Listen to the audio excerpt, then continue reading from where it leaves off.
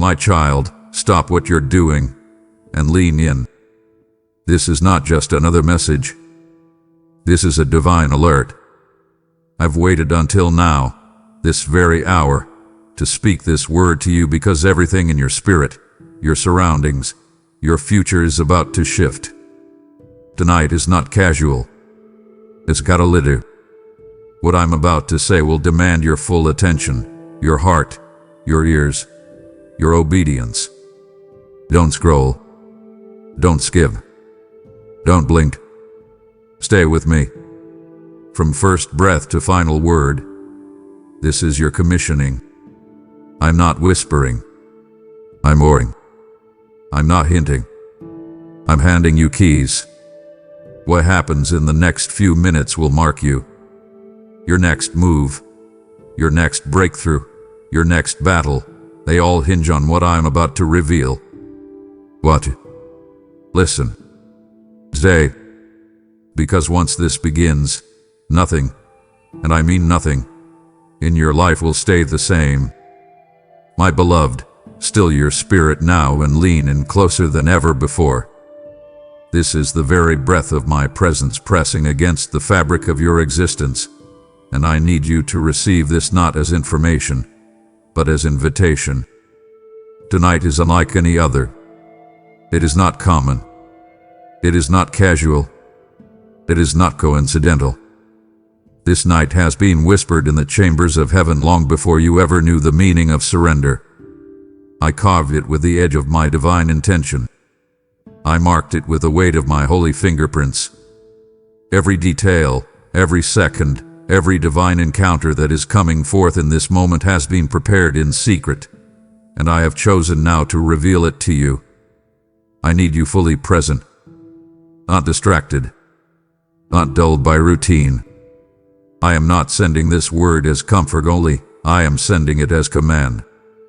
The ground beneath you is shifting even as you read. The realm of the unseen is awakening around you.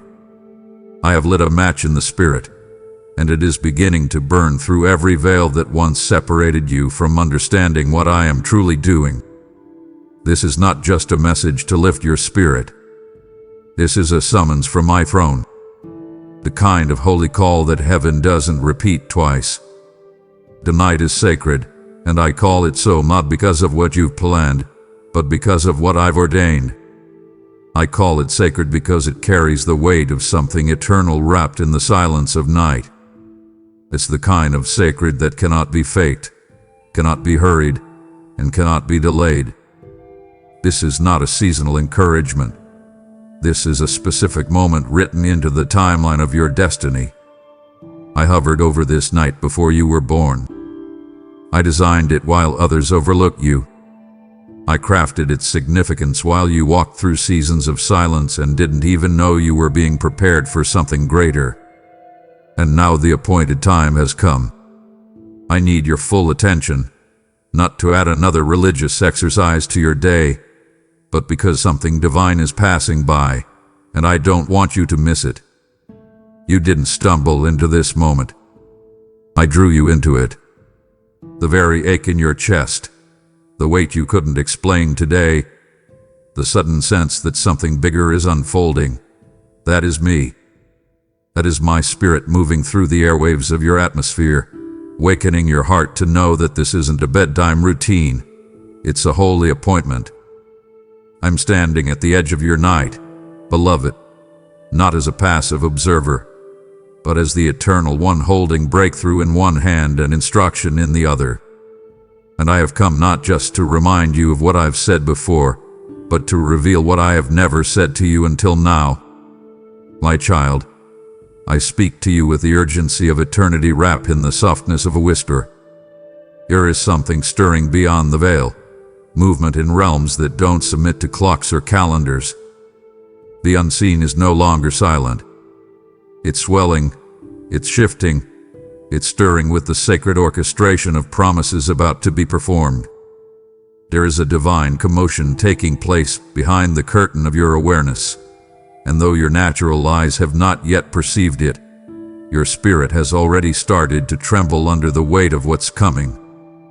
I have watched the waters of your destiny ripple with the footsteps of angels assigned to your name. I've seen the moments in your day when your thoughts seemed scattered, but your soul grew still. That wasn't confusion. That was contact. Heaven's atmosphere brushing against your reality. I would not be speaking to you with such intensity if it weren't already underway. This isn't future tense.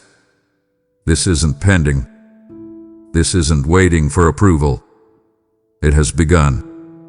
And that is why I'm here now, breaking the barrier of your distraction, piercing through the noise, and pulling you into a moment that will demand your full spiritual awareness. What is rising is holy, and what is holy must be recognized before it is received. You must understand something. When I begin to stir the unseen, the enemy begins to stir fear. Distraction will dress itself as busyness. Doubt will whisper like logic. Anxiety will masquerade as realism. But none of it is rooted in truth. It is all an echo meant to drown out the thunder of my movement. What's being stirred is too weighty, too precise, too potent for you to stumble into by accident.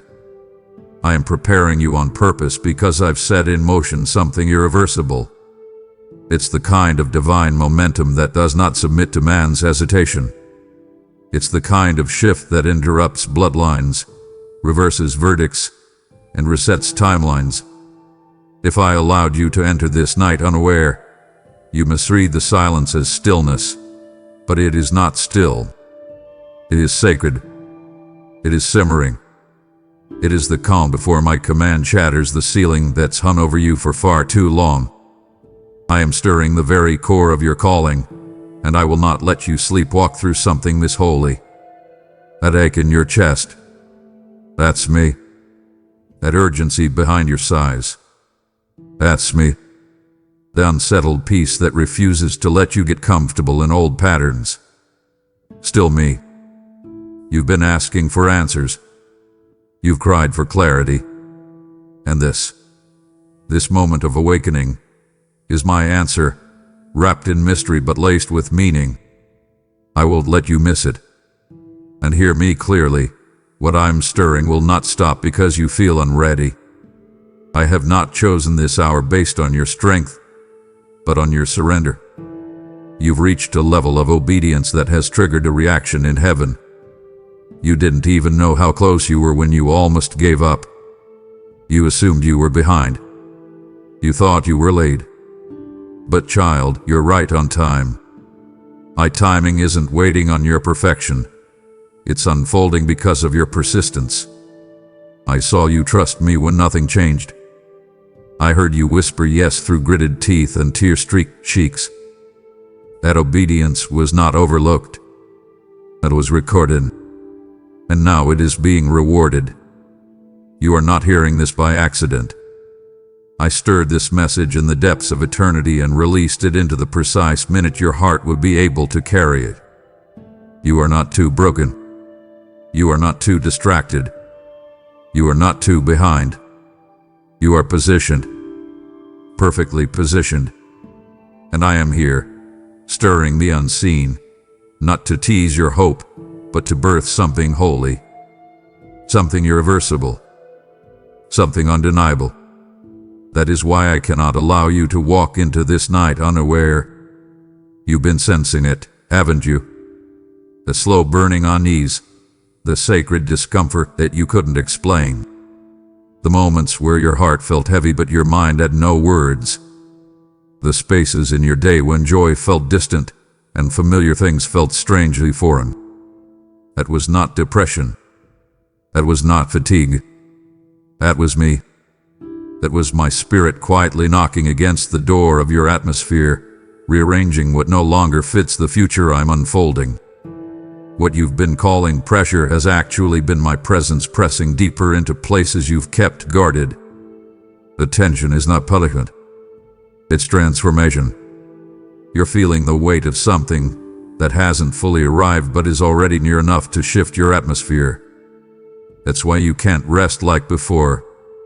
That's why your usual comforts have lost their appeal. I am rewiring your appetite because the portion I'm preparing tonight is too sacred to be consumed with casual expectation. You've outgrown what once satisfied, and that's by design. This pressure you feel is not meant to break you. It's meant to build you into the version of yourself who can carry what I'm about to place into your hands. Let me be clear. Pressure is a precursor to power. The weight you feel is proof that something sacred is settling over your life. You've been asking for change, but you didn't realize that the change would first come inside of you. Before I shift circumstances, I shift atmospheres. And the first atmosphere I touch is the one around your soul. That restlessness you keep pushing down, don't ignore it. It is a divine alarm sounding beneath your routines. It's the holy echo of heaven's urgency. I am reordering your focus because what's coming cannot fit into your previous rhythm. And so yes, I've made it uncomfortable. Yes, I've allowed the disruptions. Yes, I've stirred up the calm waters that once felt so safe. Because you were not made to settle there. You were made to carry fire. And fire is never passive. It demands space. It demands surrender. It demands holiness. That's what this pressure is. It's heaven demanding room to land. Your old cycles can't contain this next season. That's why they're unraveling. That's why the usual isn't working anymore. Because the unusual has begun. And child, don't confuse the quiet with absence. The atmosphere has been heavy not because I've withdrawn, but because I've drawn nearer than ever. The weight you feel is the glory gathering. The restlessness you've been wrestling with is actually the preparation for your release. I'm not asking you to fix it. I'm asking you to feel it, because if you feel it, you won't miss it. You'll recognize the moment when the shift becomes visible. You'll understand why you cried so hard in the dark, why you questioned your own thoughts, why you felt out of place even in rooms that used to feel like home. I was moving you, slowly, quietly, strategically, so you'd be in perfect position for what I'm pouring out tonight. That is why I need your awareness. That is why I need your expectation. Because what is arriving will not knock twice. It will come wrapped in what looks like ordinary moments, but it will carry supernatural weight. And those who are present, fully present, will receive it. That's why I stirred your atmosphere.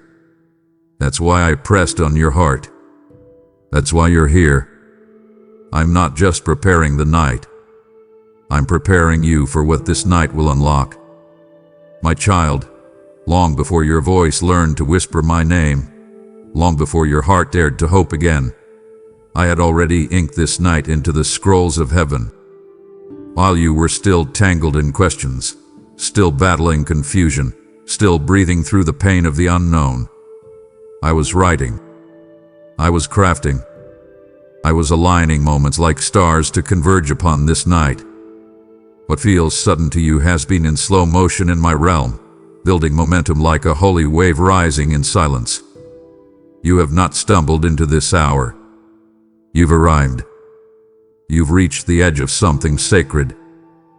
This is the borderland between prayers and promises, between the ache and the answer, between your waiting and my unveiling. I didn't allow this moment to pass by your awareness. I pulled you into it. I summoned you with the language of longing. And now, here you are, standing on the threshold of something I dreamed for you before you even had language for what you needed. Do you know what that means, beloved?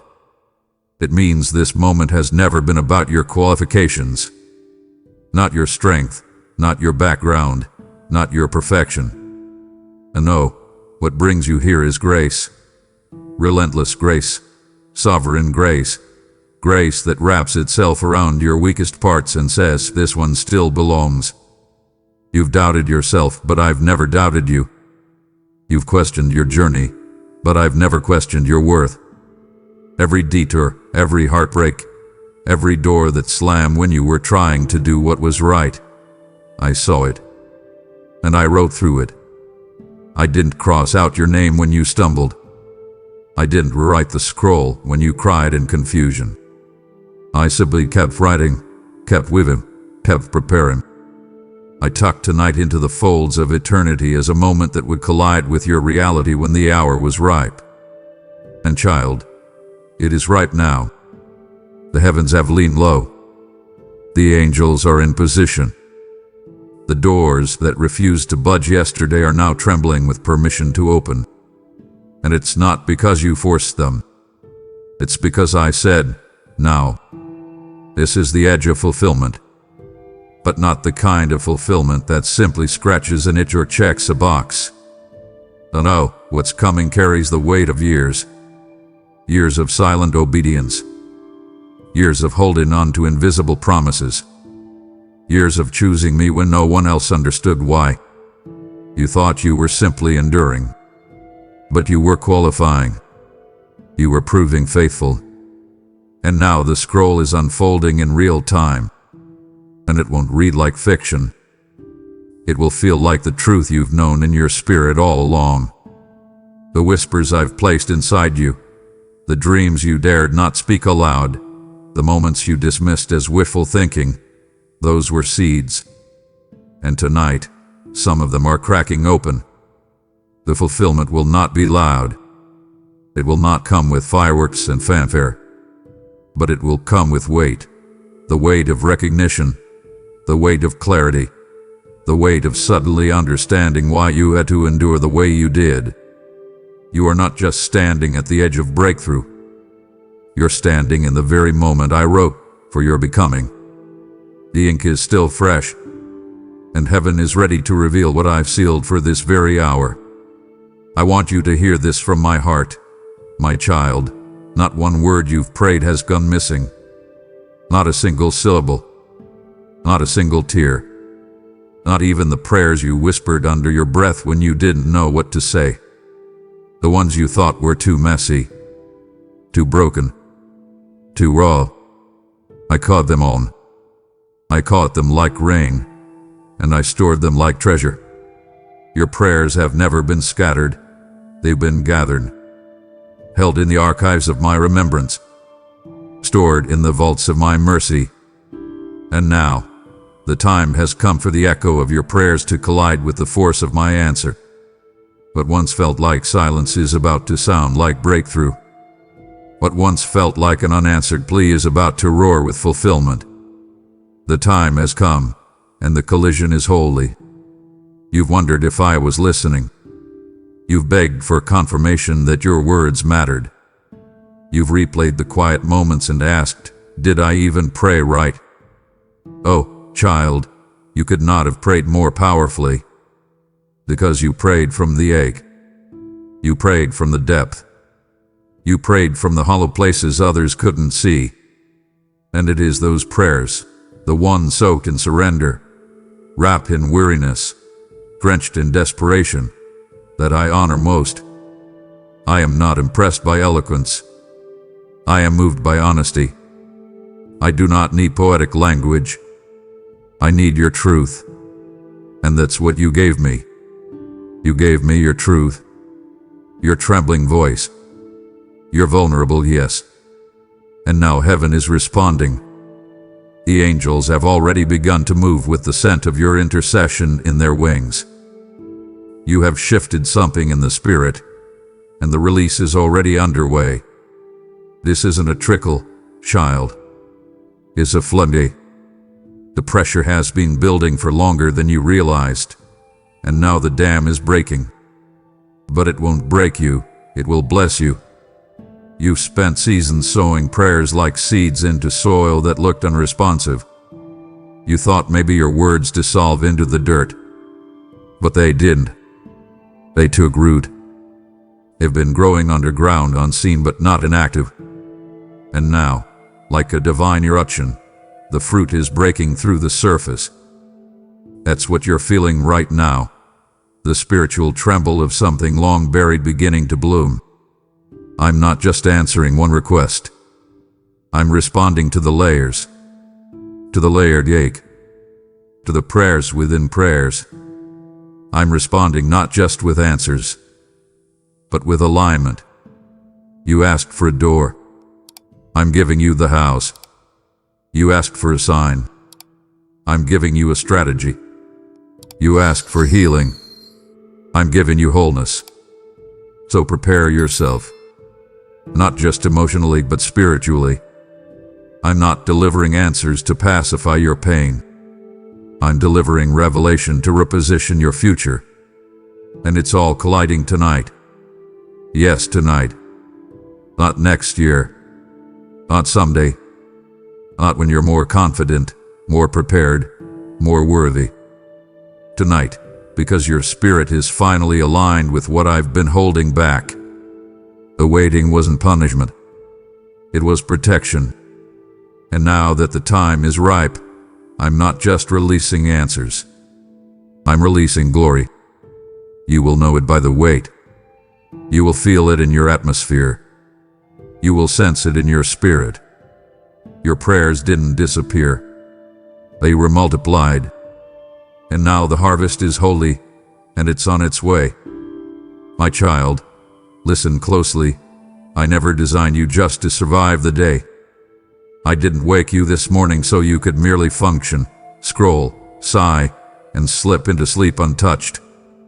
You are not a background character in a crowded world. You are my chosen one.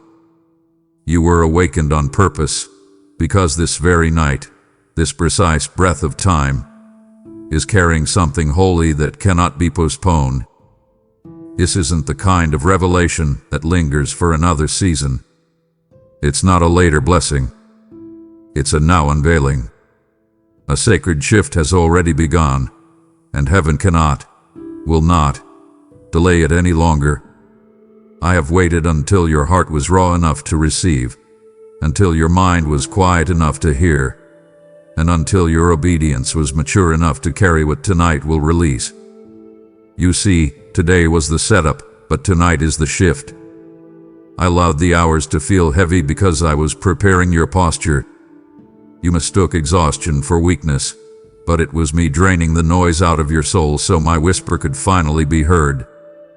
The fatigue that slowed you down wasn't failure. It was a divine reset. I didn't want you to run into this night with the momentum of routine. I wanted you still enough to receive instruction, still enough to recognize me, still enough to feel what can't be seen. My child, you've been trained by culture to chase the day, to hustle, achieve, produce. But tonight requires none of that. This isn't about doing. It's about receiving. Receiving revelation. Receiving strategy. Receiving the next breath of your calling that I have held back until now. Let me speak this as clearly as thunder into your spirit. There is something tonight holds that cannot be accessed tomorrow. It is too fresh, too specific, too intimately tied to this moment's obedience. This is not a message you can bookmark. This is not a prompt you can snooze. It is time sensitive, spirit sensitive. And if you'll lean in, if you'll pause the noise, I will speak what I have never spoken before. Not just comfort, command. Not just encouragement, divine direction. I've been waiting for this very second to unlock the scroll sealed with your name. Yes, the one that contains answers even you forgot you were asking for. The kind of truth that doesn't just inform, it transforms. And child, this night carries it. It is laced with clarity, wrapped in fire, pressed with promise, and it will not wait for the convenience of tomorrow. The moment is now. No more surviving, no more drinking, no more muting your spirit to make room for things I never sent. Prepare. Prepare like this night is sacred soil, because it is. Prepare like you're about to hear heaven breathe your name into the wind, because you are. Prepare not in fear, but in fierce expectation. You are not being teased with hope. You are being trusted with glory, and the glory that descends tonight will not settle in a distracted heart. I am not asking you to perform. I am asking you to posture yourself like someone who knows the bridegroom is coming. And he is. I am. I am closer than your breath and nearer than your next thought. This is not survival, child. This is sacred visitation. Prepare. The night cannot wait. Let me pull back the veil for a moment and show you what the natural world cannot. Right now, not tomorrow, not in theory, but now. The angels I've assigned to your life are not standing still. They are not bound by delay. They are not confused by timing. They are in motion. Wings rushing like rivers in a storm, movement bursting with divine precision, each one carrying instructions with your name woven into their orders. These are not general angels. These are assigned ones, sent with purpose, sent with answers, sent with breakthrough that has waited until this very hour to descend. And child, they are not walking, they are flying. Flying fast, flying fierce, flying straight into the battleground of your atmosphere to tear down the resistance that's tried to convince you nothing is happening. The resistance hath been real. The delays have felt like destiny itself was locked behind invisible doors. But listen, the doors are opening now. Not by your hand, not by man's favor, not by the strategy of flesh, but by the command of heaven. Doors of provision, doors of healing, doors of restoration and restitution. I have given charge to my angels to unlock what man tried to keep sealed, to swing wide gates that fear tried to shut, to bring justice where injustice shouted too long. You thought, maybe I missed it, maybe I'm too late. But child, you are not late, you are in alignment. And alignment commands angelic movement. Alignment sends heaven rocking. Alignment cracks open what no human key could ever touch. And here is what I want you to understand. This movement is not silent. You may not hear it with your ears, but your spirit knows. That sudden shiver, that chill through your bones, that flicker of peace in the middle of your panic. Those are the wings of my messengers brushing through the atmosphere you live in. The stirring is not symbolic. The wind you feel in your soul is not just emotion. It is divine evidence. The movement of my angels is shifting not just circumstances, but realms. They are repositioning things, rearranging people, reassigning resources, and none of it is random. Every assignment was born in my presence and released on my word. And my word has never failed. Not once. Not ever. So yes, heaven is leaning low. Leaning close. Leaning in like a father bends over a sleeping child, watching, guarding, whispering. But this time, heaven is not watching quietly. Heaven is intervening. Heaven is interfering. Heaven is colliding with earth, and the collision is personal. It's yours. You didn't earn it, but you are entrusted with it. The very angels who walked beside you through dark hallways and silent seasons are now leading you into a room you never thought you'd enter. And they are not just escorting you. They are celebrating. They know what you survived. I saw what tried to destroy you.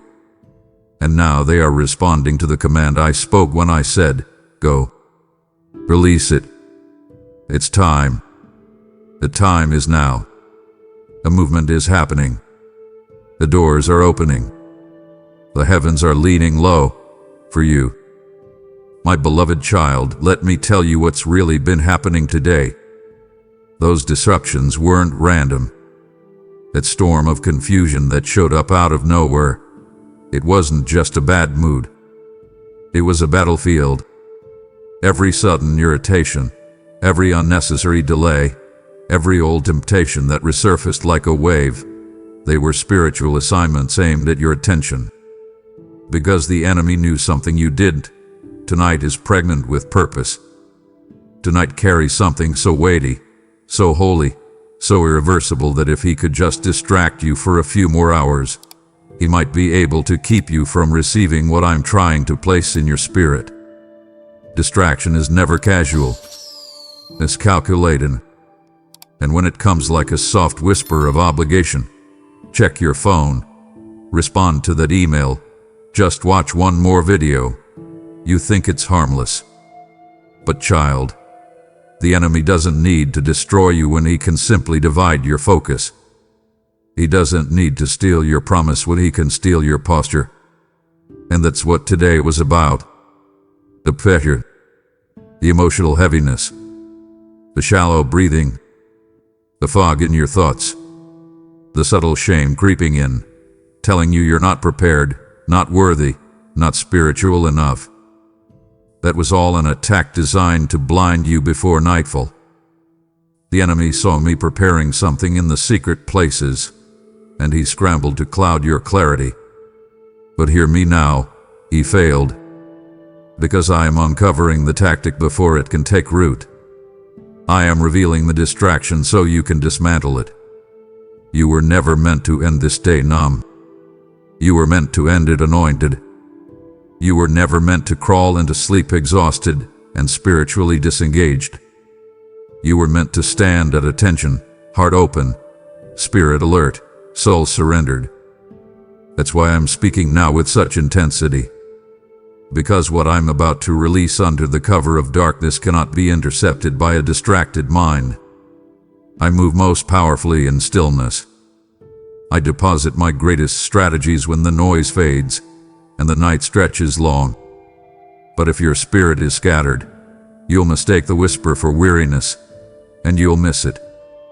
So pause with me right now. Come back to center. Come back to the secret place. Shut out the Jalamsro. Close the tabs of the world. I need your soul single-eyed again.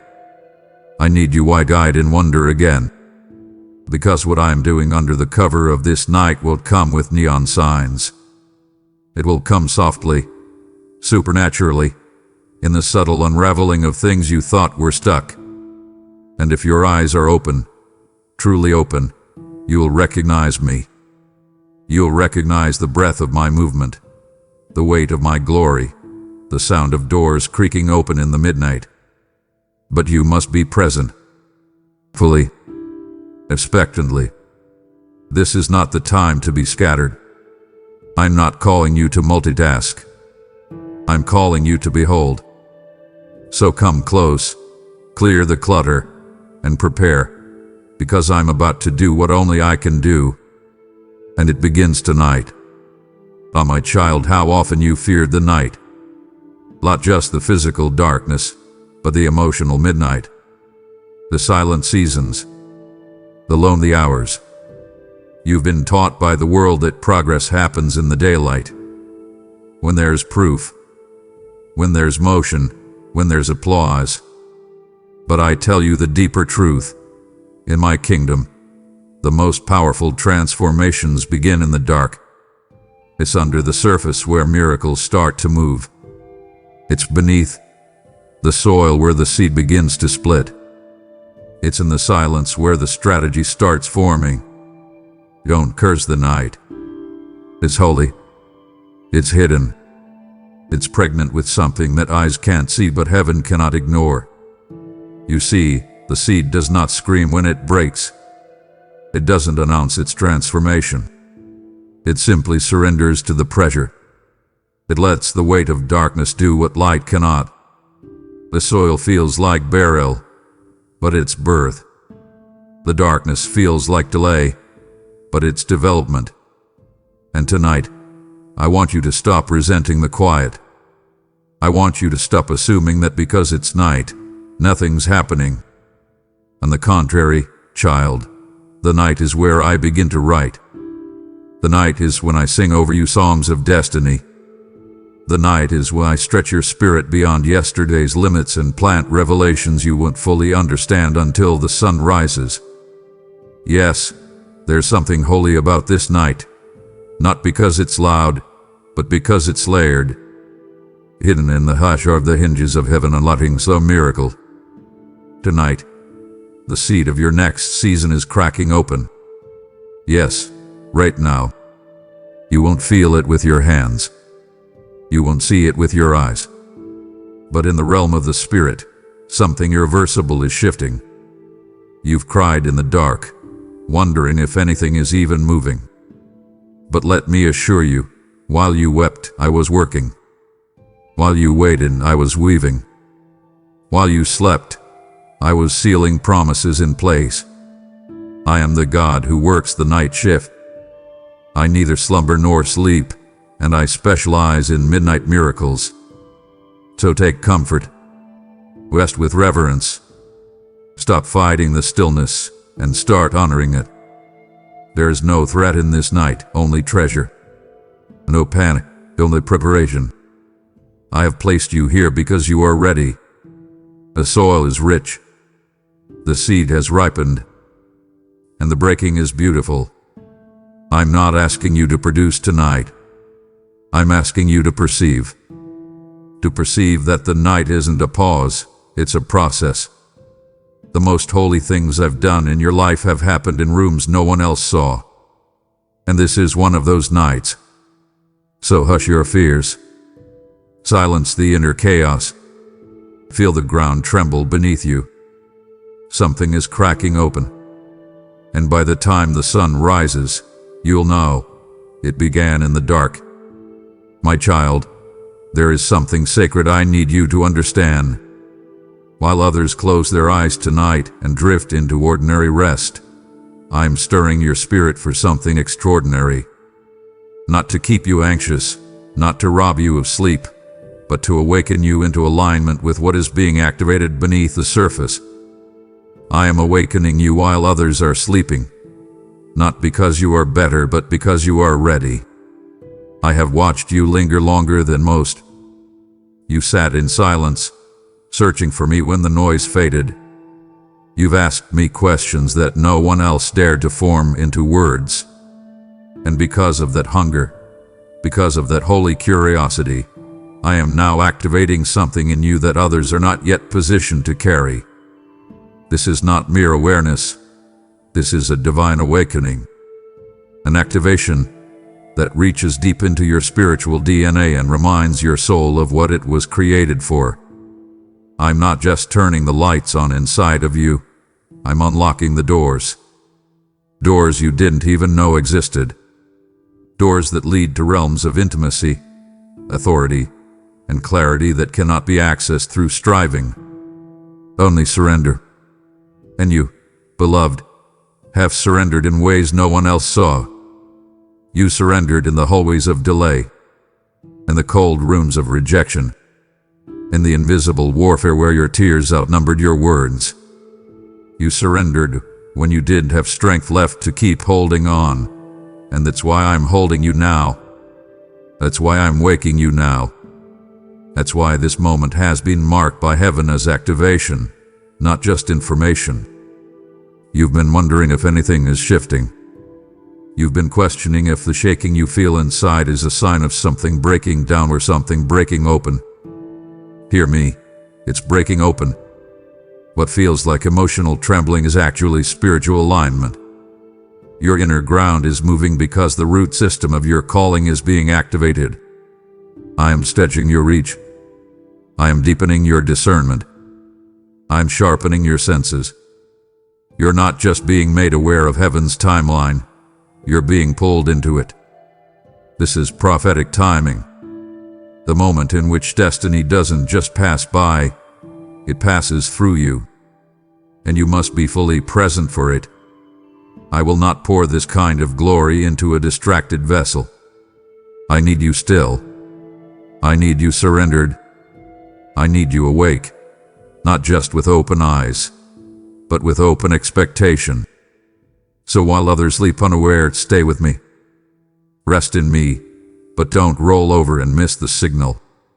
Watch with me, even if it's quiet. Wait with me, even if you don't know what to expect. Because in the waiting, I'm working. In the watching, I'm weaving something eternal into your earthly timeline. You are not being burdened. You are being built. This isn't insomnia. This is embarkation. This isn't pressure. This is prophetic positioning. And when it fully lands, you'll look back and know this wasn't a passing thought. It was a divine turning point. So stay awake, beloved. Stay yielded. Stay aware. I'm not just informing you. I'm activating you. And what I've activated tonight cannot be undone. Child, let me clear the confusion that's been swirling around your soul today. That pressure you felt, the heaviness in your chest, the shortness of breath that came out of nowhere. That wasn't panic. That wasn't fear. That was me. That was my presence drawing near. That was the holy weight of glory in transit, the kind that makes the atmosphere tremble before it touches the earth. You thought something was wrong, but actually, everything is aligning. What you've been feeling is not your weakness rising. It's my wonder approaching. The pressure is not punishment. It's preparation. It is heaven's way of wrapping power in stillness before it explodes into movement. Understand this. Glory always precedes itself with weight. It announces its coming in silence, in subtle tightness, in that sacred sense of something unseen standing right behind you. I have been approaching your life with intention. I have walked slowly, steadily, gently, not because I am unsure, but because what I'm bringing is too holy to be rushed. And now that it's near, now that the edge of my presence is brushing the threshold of your tomorrow, you're sensing it before you see it. The weight is not pressing you down. It's pressing everything out of you that cannot carry what I'm placing in your hands. This is purification, not panic. This is alignment, not anxiety.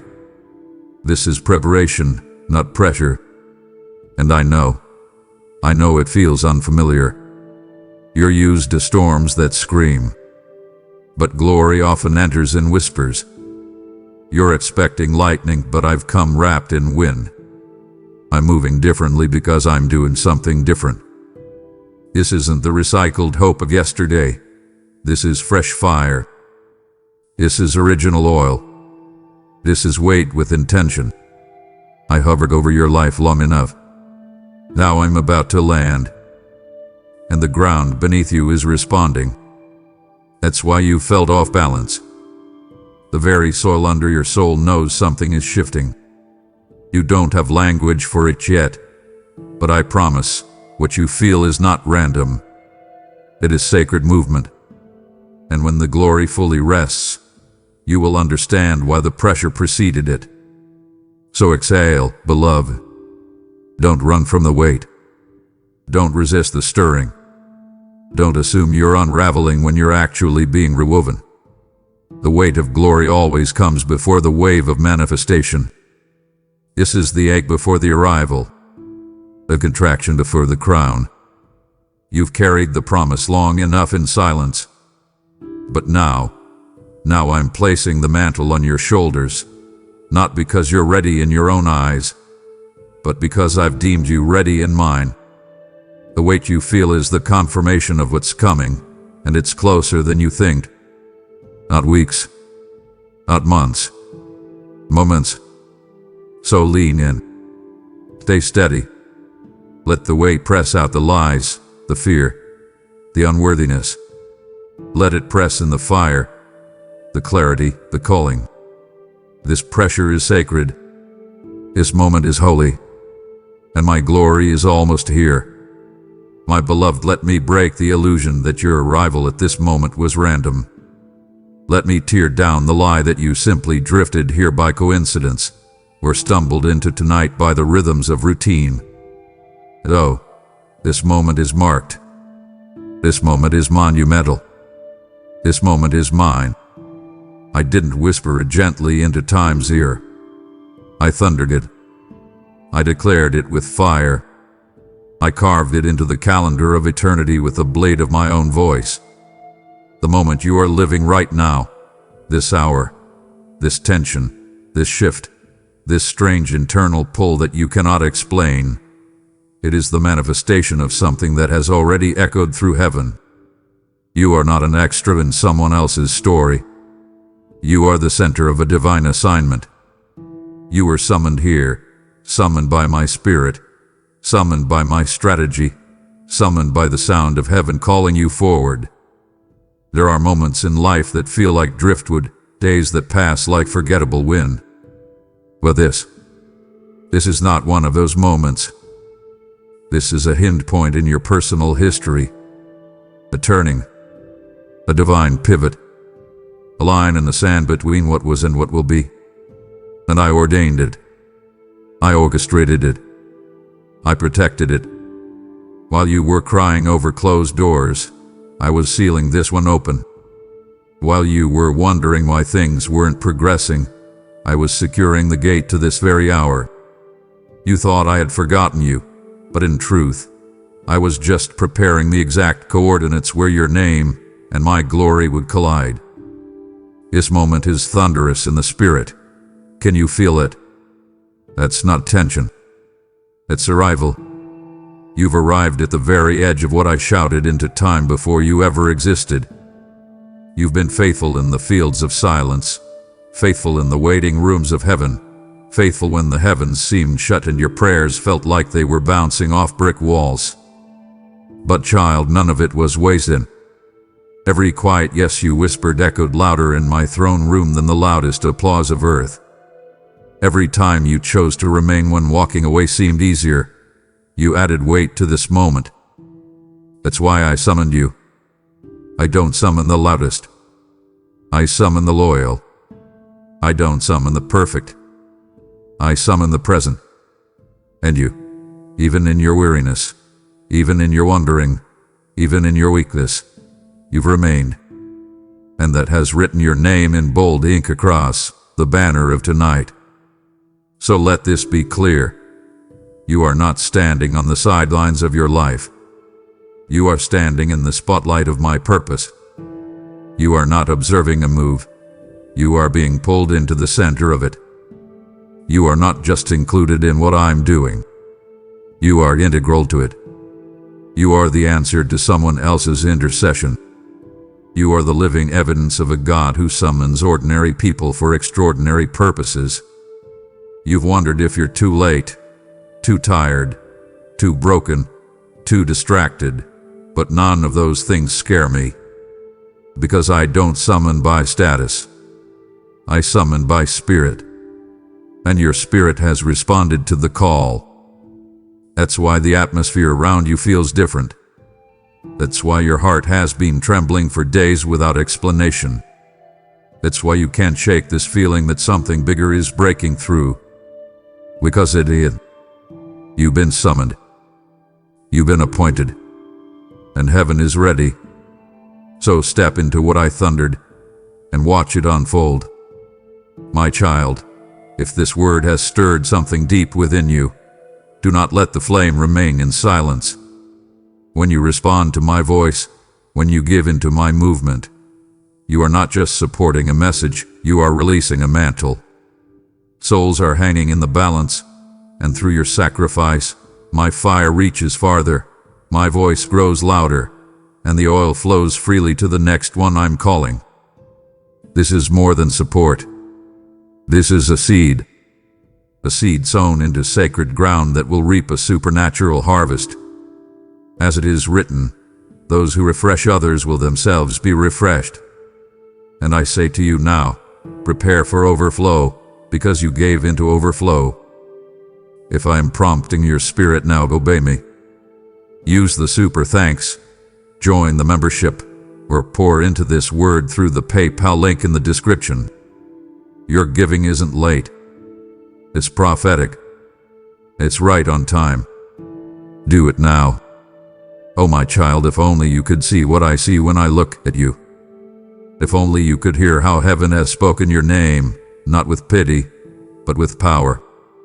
Not with hesitation, but with honor. I've watched you. I've watched every moment you remained loyal when all logic said to walk away. I've watched the way you clung to my promises with trembling hands. I've seen you sit in the middle of unanswered questions and still lift your eyes. I've seen your loyalty, not just in worship, but in waiting. Not just in praise, but in perseverance. I've seen the way you've carried confusion without compromise. The way you've kept your heart open, even when it was breaking. The way you've chosen me, again and again, in silence, in sorrow, in shadows. And that, my beloved, is why I can trust you. That is why what's coming won't crush you. Because I've watched you be faithful when there was no crowd, no confirmation, no spotlight. I've watched you obey without applause. I've seen you choose integrity in the dark. I've seen you turn down shortcuts, even when you were tired of the long way. You didn't let bitterness become your banner. You didn't let delay define your destiny. You've passed tests no one else even saw. You've sown seeds of surrender in soil that felt barren. And now the harvest is ready, and so are you. I know you don't feel ready. I know your hands still shake. I know doubt still whispers. But trust me, I'm not placing this next season in your life because you've mastered perfection. I'm placing it because you've proven something greater. Dependability. I can depend on you. Not to be flawless, but to be faithful. Not to be fearless, but to return to me even when you are afraid. That's what I'm looking for. That's what qualifies you. And child, you're qualified. Not because of what others have said, but because I've seen what they haven't. I've seen the private altars, the hidden obedience, the selfless sacrifices. And it's enough. It's more than enough. It's sacred. So prepare your heart, not with panic, but with peace. You don't need to perform for what's coming. You only need to receive it. Because I'm not just sending opportunity. I'm sending overflow. Not just a new season, a new structure. One that honors the hidden loyalty you've carried like treasure in the dark. I can trust you now. With more. With influence. With favor. With doors that only open when I say so. Because you've proven you won't walk through them without me.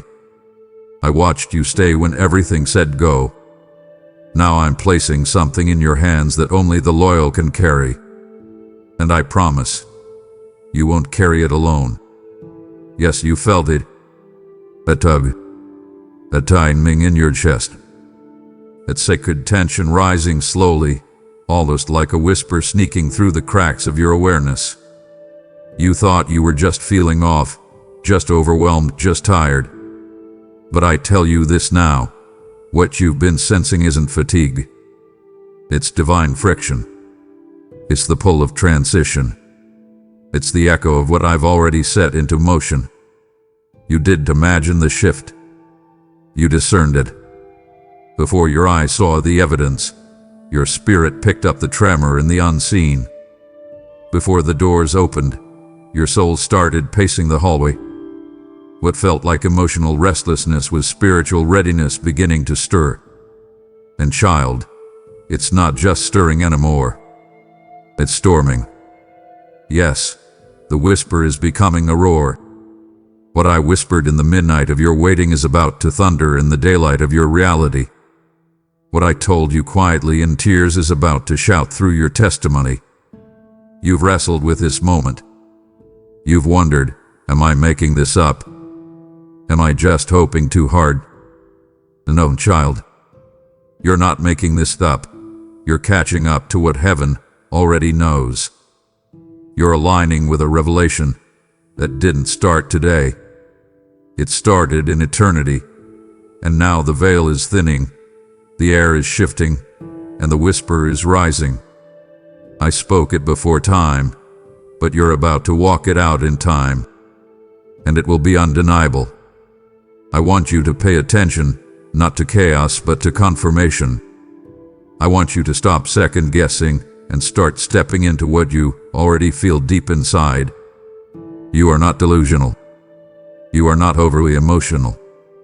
You are prophetic. You are perceptive. You are paying attention.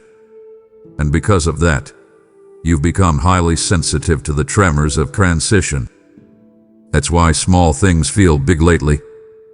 That's why everything feels louder. The atmosphere around you is vibrating with destiny. The spiritual static is not noise, it's notification. Heaven is alerting your spirit before it announces your breakthrough. The whisper wasn't just comfort, it was instruction. And now that instruction is gaining speed, gaining strength, gaining volume, and it will not be silenced. So don't ignore what you feel tonight. Don't dull the ache. Don't suppress the signal. The whisper you heard in secret was not imagination. It was invitation. An invitation to move with me, even when you don't have all the proof. An invitation to prepare, not because you see the door wide open yet, but because you can feel me gripping the handle.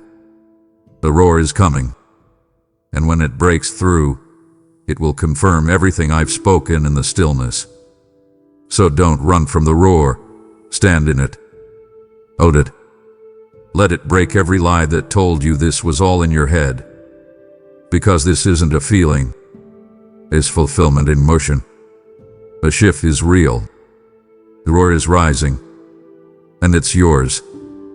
I need to speak to the part of you that feels exhausted, the part that's been battling quiet despair behind brave smiles, the part that's barely holding on to hope, wondering if all the shaking means something is falling apart for good. Listen to me now. The darkness lied. The enemy whispered that this was the end, that your strength ran out, that your time had passed, that your story was finished. But I tell you this, what looked like the end was only a disguise. What felt like collapse was a cocoon. What you mistook for death was actually destiny making room to emerge. The darkness wasn't your grave, it was your gateway, and I'm opening it wide. You see, the end isn't always an ending. Sometimes it's a divine interruption. Sometimes I allow things to fall apart so what's false can no longer carry your future. Sometimes I shake the ground, not to harm you, but to wake you. And yes, you've been shaken. Yes, you've been brought to your knees. But that posture, that holy low place, has now positioned you for the very thing you couldn't manufacture on your own. Divine acceleration. Because when I raise a person, I don't do it incrementally. I don't do it politely. I do it dramatically, unexpectedly, suddenly. And child, your suddenly is not years away. It's moving tonight. There's a shift coming so quickly. The very things that buried you yesterday will become your platform tomorrow. What was meant to destroy you has now become the delivery system of your greatest encounter with me. The pain you thought would swallow you has now qualified you for a level of glory that many only dream of. Yes, you are coming out of this. But you're not crawling out. You're catapulting. I am speeding up what felt stalled. I am redeeming time you thought was wasted. I am bringing people, provision, and power into alignment with you faster than you can strategize. Because I'm not looking for your plan. I'm looking for your posture. And you humbled yourself. You've yielded. And now, I accelerate. So don't mourn what you lost. Celebrate what I'm resurrecting. Don't count the cost of the old season. Recognize the treasure of the new one. What felt like the finale is turning into the foyer of your future. What you thought was over is only beginning. The night marks the moment when the slow becomes sudden, when the hidden becomes highlighted, when the rejected becomes repositioned. And it will not be subtle. I'm not bringing you up quietly. I'm bringing you up visibly, because your life is now a sign. a sign that I still raise what looks dead, a sign that darkness cannot override my design, and a sign that when I say prepare, it means I'm not just coming, I'm coming quickly. Child, I know how deafening the silence can feel. I know the ache it leaves behind, that hollow place where you expected my voice and instead heard nothing but the weight of your own thoughts echoing back. I know you reached out tonight hoping for a thunderous word, a confirmation, a sign, and instead you've been met with quiet. But hear me now. My silence is not distance. My stillness is not delay. My hush is not hiding. I have not abandoned you in this night. I have not turned my face. On the contrary, I am closer than your next breath, so close that even your exhale carries the scent of my presence. But sometimes, beloved, when I come close, too close, the roar of my nearness becomes a holy hush. Because what I'm doing right now doesn't require sound. It requires stillness. The kind of stillness that anchors. The kind of stillness that doesn't stimulate the mind but arrests the soul. You've mistaken volume for validation. You thought that if I wasn't shouting, I wasn't moving. But child, listen, when I crafted the stars, I didn't shout. I breathed. When I formed you in your mother's womb, I didn't announce it. I knit you together in the secret. And tonight, once again, I'm moving in silence, not because I'm far away, but because I'm fully present. I am adjusting things in your atmosphere, setting things into alignment, preparing the ground under your feet so that when I speak, it will not be a suggestion. It will be a sudden shift. Don't panic in the pause. Don't rush to fill the silence with doubt. The silence is sacred. The pause is purposeful. It is not emptiness. It is expectancy. I am recalibrating your sensitivity so that you don't just hear my voice. You feel my intention. I am slowing everything else down around you so you can finally catch the subtle wind of my spirit brushing past your spirit. This silence is not absence. It is alignment.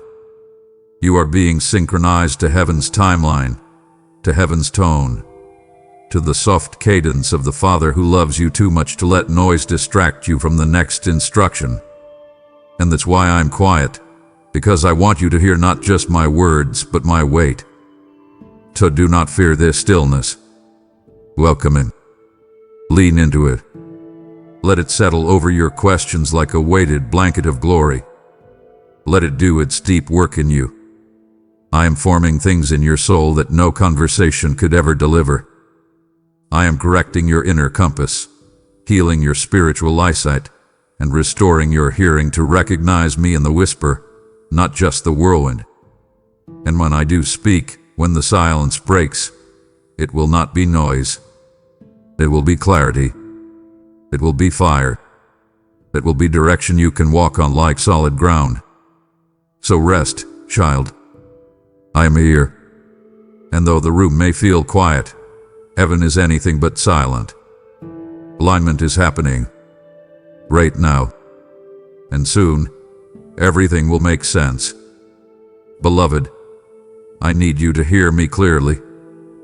This moment you're standing in, this sacred space I've carved into the fabric of your night, it is not one you can muscle your way into. It's not one you can earn. Not one you can strategize your way through. No, this isn't about performance. This is about posture. What I am releasing tonight requires a surrender that feels unsafe to the flesh, but is sacred to the spirit. You've tried carrying this season in your own strength. You've worn the armor of self-sufficiency. You said, if I just do more, try harder, plan better, maybe I'll finally see breakthrough. But I didn't call you to climb your way up. I called you to fall into me. And tonight, I'm peeling back every layer of striving so that what's left is pure surrender, the kind that says, even if I don't understand, I will still trust. The kind that lays down the blueprint and picks up the blueprint giver. The kind that loosens your grip on the outcome and tightens your grip on me. Child, there are miracles I've hidden in surrender that will never be unlocked by strength. Because strength bends toward pride. But surrender bends toward intimacy. And that's where I want you. That's where I'm meeting you. That's the posture I'm waiting for. Not your strength, your stillness. Not your power, your presence. Not your expertise. Your empty hands raised in yes. Let me say this with love, but also with holy urgency. Some doors are closed tonight not because you're unworthy, but because you're still wrestling. Still wrestling with control. Still trying to package my promises into plans. But I'm not looking for planners. I'm looking for yielders. Lovers. Lay down ones. I'm releasing things tonight that will bypass the logical and rest upon the surrender. Things too holy to be touched by manipulation. Things too weighty to be carried by pride. You must come empty to receive the full. And child, that's not punishment. That's protection. Because I will never let the blessing outpace your readiness to carry it with purity. So come to me now with open hands and quiet resolve. Lay it all down, the timeline, the pressure, the need to figure it out. Stop trying to be strong. Start allowing yourself to be still. This night will not reward the hustle. It will crown the humble. I have an inheritance to pour out, not to those who earned it, but to those who trust me enough to receive it without understanding it. What I'm giving tonight comes through surrender. That's the door. That's the access point. And you, beloved, are standing in front of it now. Open your hands. Let go. And receive what only the laid-down heart can carry. It's already here. And it's holy. Child, it's time I reposition how you've been viewing your past.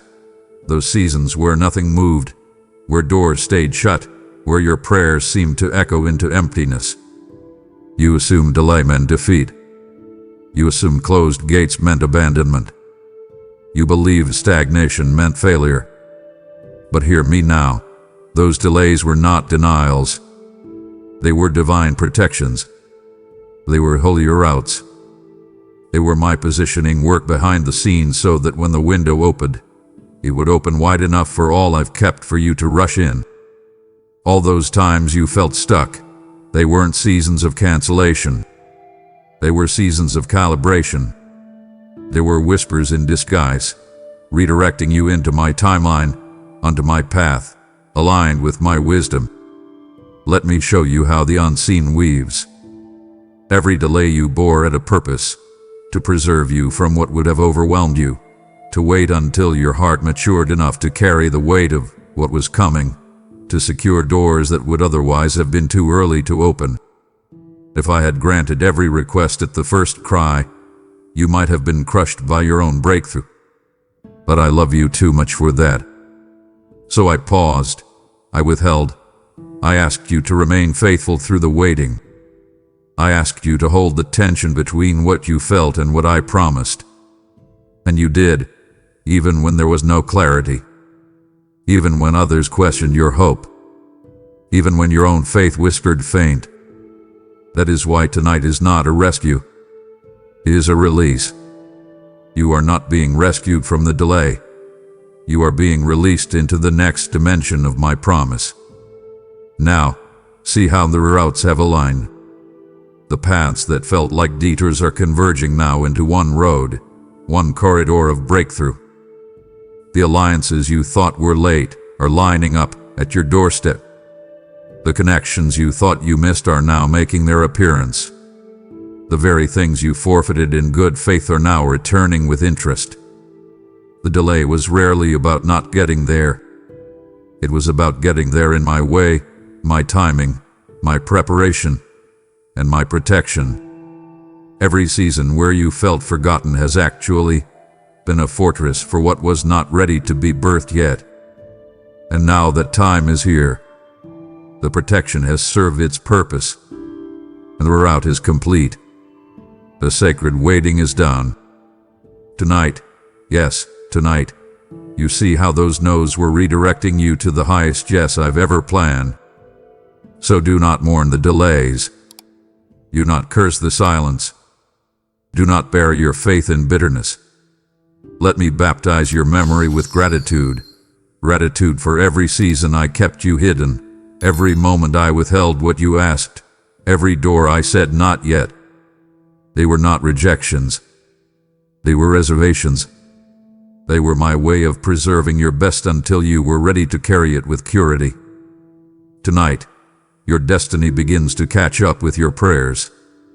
Tonight, the delays give way to delivery. Tonight, you walk into what was too heavy to come earlier, and you will look back and understand how every delay was a divine protection, every closed door was a holy reroute, because nothing has been wasted. All has been woven, and now the thread of your story is converging into glory. My dear one, you have walked through seasons where your mind was fogged, where your decisions felt murky, where your path seemed unclear. You have stood at crossroads unsure which way to move. You have questioned yourself, your calling, your clarity. You have prayed, God, explain this, and when no answer came, you began to doubt your trust, not me.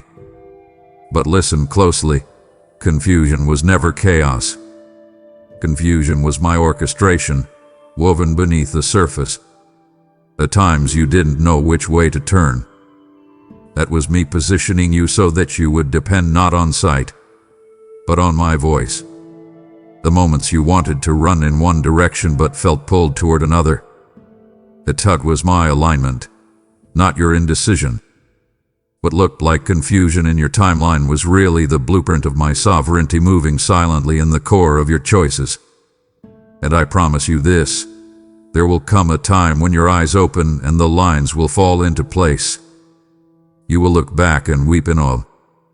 You will see how each misstep was a divine misplacement that brought you closer to your true place. You will see how what felt like random interference was actually sacred intervention. The people who showed up, the doors that failed, the paths you left, all were part of my orchestration, steering you toward what I ordained and away from what would have hindered you. I want you to know, your confusion was never your undoing. It was my undercurrent, working beneath the storm. It was the hidden navigation system of heaven, carrying you forward when you thought you were drifting. And that architecture of grace, so perfect, so intentional, will become your praise. Do not despise the uncertainty. Do not fear the not knowing. Instead, lean into it, not with panic, but with prophetic expectancy. Because I am never silent without purpose. I never leave a question unanswered forever. I never abandon a heart that seeks me. And what seems unanswered now will become your testimony tomorrow. The confusion will not remain your residue. It will become your revelry. You won't just survive it. You will emerge from it crowned, clearer, more confident. The tears you shed in the dark will become the ink that writes your testimony. And one day soon, God willing, you will stand in the fullness of what you once couldn't see, and cry, your orchestration was always marked, Lord. So don't push clarity before its season. Don't demand sight before its time. Hold the tension of not knowing, but refuse the lie that confusion is your natural state. It is temporary. It is transitional. It is the in-between of promise. And I am with you in that in-between. I am guiding, guarding, whispering, redirecting, weaving. And when the picture comes into focus, oh beloved, you will weep, not with regret, but with wonder. With awe at how intimately I moved, how precisely I placed, how tenderly I led you. The confusion is fading. The orchestration is ascending. And soon, you will see, and you will give thanks. My child, lean in now, because I must speak to the ache you've buried the deepest. The ache of what you believe has been lost forever. Opportunities missed. Time wasted. Friendships fractured. Innocence stolen. Moments that once carried so much hope now feel like tombstones in your memory. And the enemy, oh how he has been cruel. He has whispered night after night, "It's too late. You missed your moment. You lost too much." He's mocked your hope. He's questioned your discernment. And for a time, you believed him. You lowered your expectations. You settled into grief as if it were permanent. But now I rise, and when I rise, I do not whisper. I declare. And I declare to you this: what the enemy said was lost, I have preserved. And what you thought was ruined, I am about to resurrect in a way that will shame the one who tried to destroy you. Let me show you how I work. I do not discard what the world discards. I recover what others label irredeemable. I am the God who wastes nothing, not even your wounds, not even your missteps, not even the moments you wish you could erase. I've watched over every seed you sowed in tears. I've marked every dream you buried under disappointment. I've remembered every act of obedience you carried out when no one else saw. And tonight, I am sending out the angelic host with one assignment: restore. Restore what the locust ate.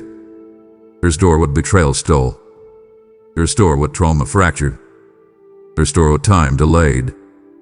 But I won't just give it back the way it was. No, I'm giving it back in a way so overflowing, so undeniable, so lavish, the enemy will choke on his own lies. This restoration won't be subtle. It won't be hidden in shadows. Because this is personal. The enemy didn't just try to inconvenience you. He tried to assassinate your faith. He tried to break your trust in me. He used loss as a weapon to turn you inward, to make you blame yourself, to silence your belief that I still move in power. But you kept coming back to me, even with shaky hands, even with a wounded heart, even with questions you were afraid to say out loud. And because of that, I have chosen this moment to turn the tide. You've been faithful in the famine. Now prepare for the feast. You've endured the drought. Now open your hands, because I'm releasing the flood. Don't ask me to give you back what you lost in the same shape. I'm not doing that. I'm giving it back greater, wiser, weightier, holier, heavier with glory. I'm giving you restoration that has been multiplied by heaven's economy.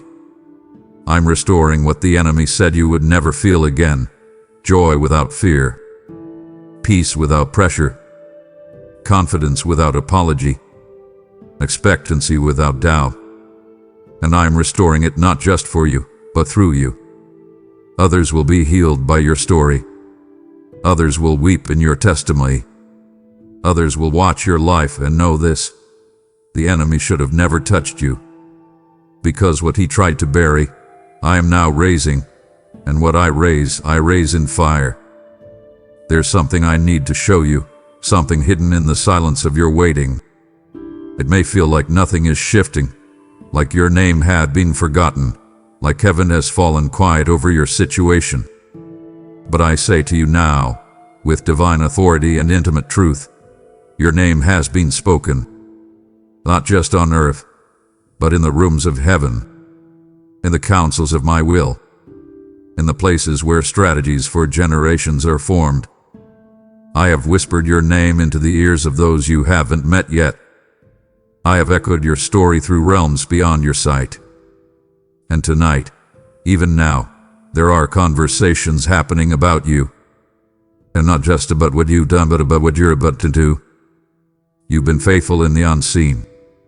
And now watch what I do in the seen. I have already sent forth instructions on your behalf. I've given angels assignments. I've placed you on the hearts of people in positions of influence. I prompted divine alignments to take place, ones that seem random on the surface, but are calculated in the spirit. This isn't luck. This isn't coincidence. This is me. This is how I move. You pray in whispers, and I answer in waves. You believe in secret, and I honor it with strategies beyond your comprehension. You wonder if you're behind. But heaven is not behind, heaven is ahead. You're not late. Earth is catching up to what I already decreed. I've orchestrated meetings you didn't ask for. I've initiated breakthroughs you didn't know you needed. I've stirred dreams in the hearts of others that point directly back to you. That job you felt passed over for. That connection that ghosted you. That open door that suddenly closed. I used it all to reroute you to the place where my favor isn't just present, it's pointed. I don't do generic favor. I do tailored miracles. And yours is in motion. Yes, even now. While you've slept. While you've wept. While you've worshipped in the middle of wondering, I've been writing. And I haven't just written your next chapter. I've spoken it aloud before the courts of heaven. It's sealed. It's said. It's time to prepare. But not in panic. Prepare in posture. Prepare your heart to receive what your mind can't predict. Prepare to hear your name spoken in places you thought you were too small for. Prepare for unexpected emails, random texts, overdue apologies, supernatural introductions. Prepare for divine interruptions that carry eternal implications. You don't need to force your way into rooms. I've already spoken your name there. And when you walk in, you'll know, not because the room welcomed you, but because heaven went before you. And where heaven has gone, favor follows. Beloved, I speak this with the weight of heaven behind every syllable. You are not simply turning a page. You are beginning a scroll that's never existed before. This is not chapter 20 of a long, dragging novel. This is scroll 1, line 1, sentence 1. And I, your God, am the author. And I do not write with ink.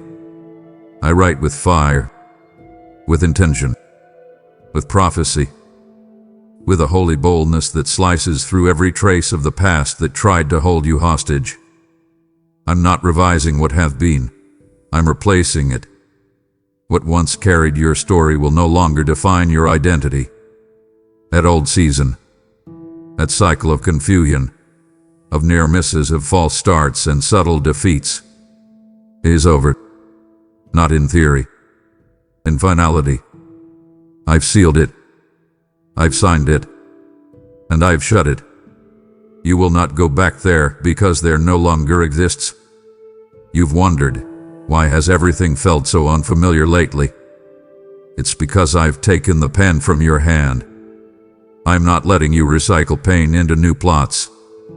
I'm not letting you write me into the margins while fear narrates your next steps. I am removing the old templates, the ones you clung to because they felt safe, even when they kept you small. I am pulling you into the wild, wondrous territory of new beginnings that don't rely on old behaviors. You're not starting over with scraps. You're being reborn with strategy. You're not repeating what was. You're revealing what was hidden in you all along. What I'm writing now hasn't been told before, not even in the whispers of prayer. This isn't just the next scene. This is an entirely new scroll. And hear me, because this scroll is sacred, I will not allow the residue of yesterday to stain it. That's why I've severed some ties. That's why I've closed doors you begged me to reopen. That's why I've silenced familiar voices, not to isolate you, but to insulate you from the old noise that would try to rewrite this holy beginning. I'm creating spiritual amnesia for things that once defined your rhythm, the anxieties that dictated your pace, the fear that filtered your vision, the patterns that numbed your sensitivity to me. No more. This scroll begins with clarity. This scroll begins with covenant. This scroll begins with fire. And that fire will burn away every lie that said nothing new can be birthed here. Child, something has already begun. So let go. Let go of the chapter you memorized, even when it broke you. Let go of trying to reread what I've already erased. Let go of the identity shaped by pain, the false comfort of your trauma, the false identity of delay, the lie that said this was as far as you'd ever go. Let it all go, because I'm giving you language for a future that doesn't exist yet in your mind, but lives vividly in mine. This scroll will not carry survival. It will carry strategy, significance, and supernatural favor. It begins tonight. It begins with your yes. It begins with the sound of heaven turning the page and saying aloud, "Start again, but this time with fire." Now listen, beloved. The reason this word struck your spirit so deeply is because it was sent directly to your battle line. And there are others right now, in the same war, waiting for a sound like this to pull them out.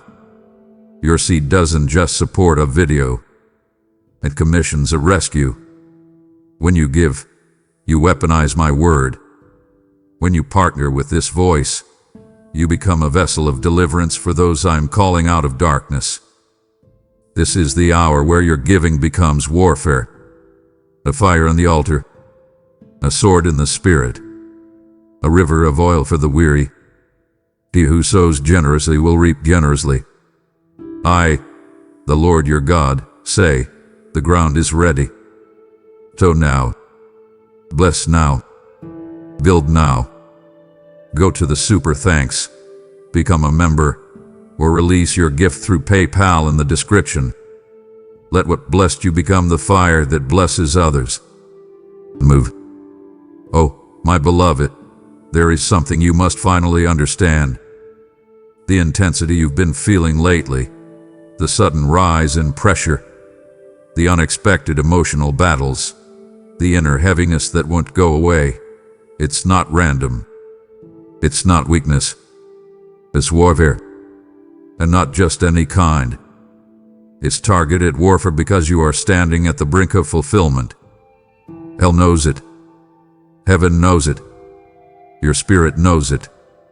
That's why everything has felt so loud. That's why your inner world has been trembling. Not because you're off track, but because you're exactly on it. The enemy only fights what he fears. And what you carry, it terrifies him.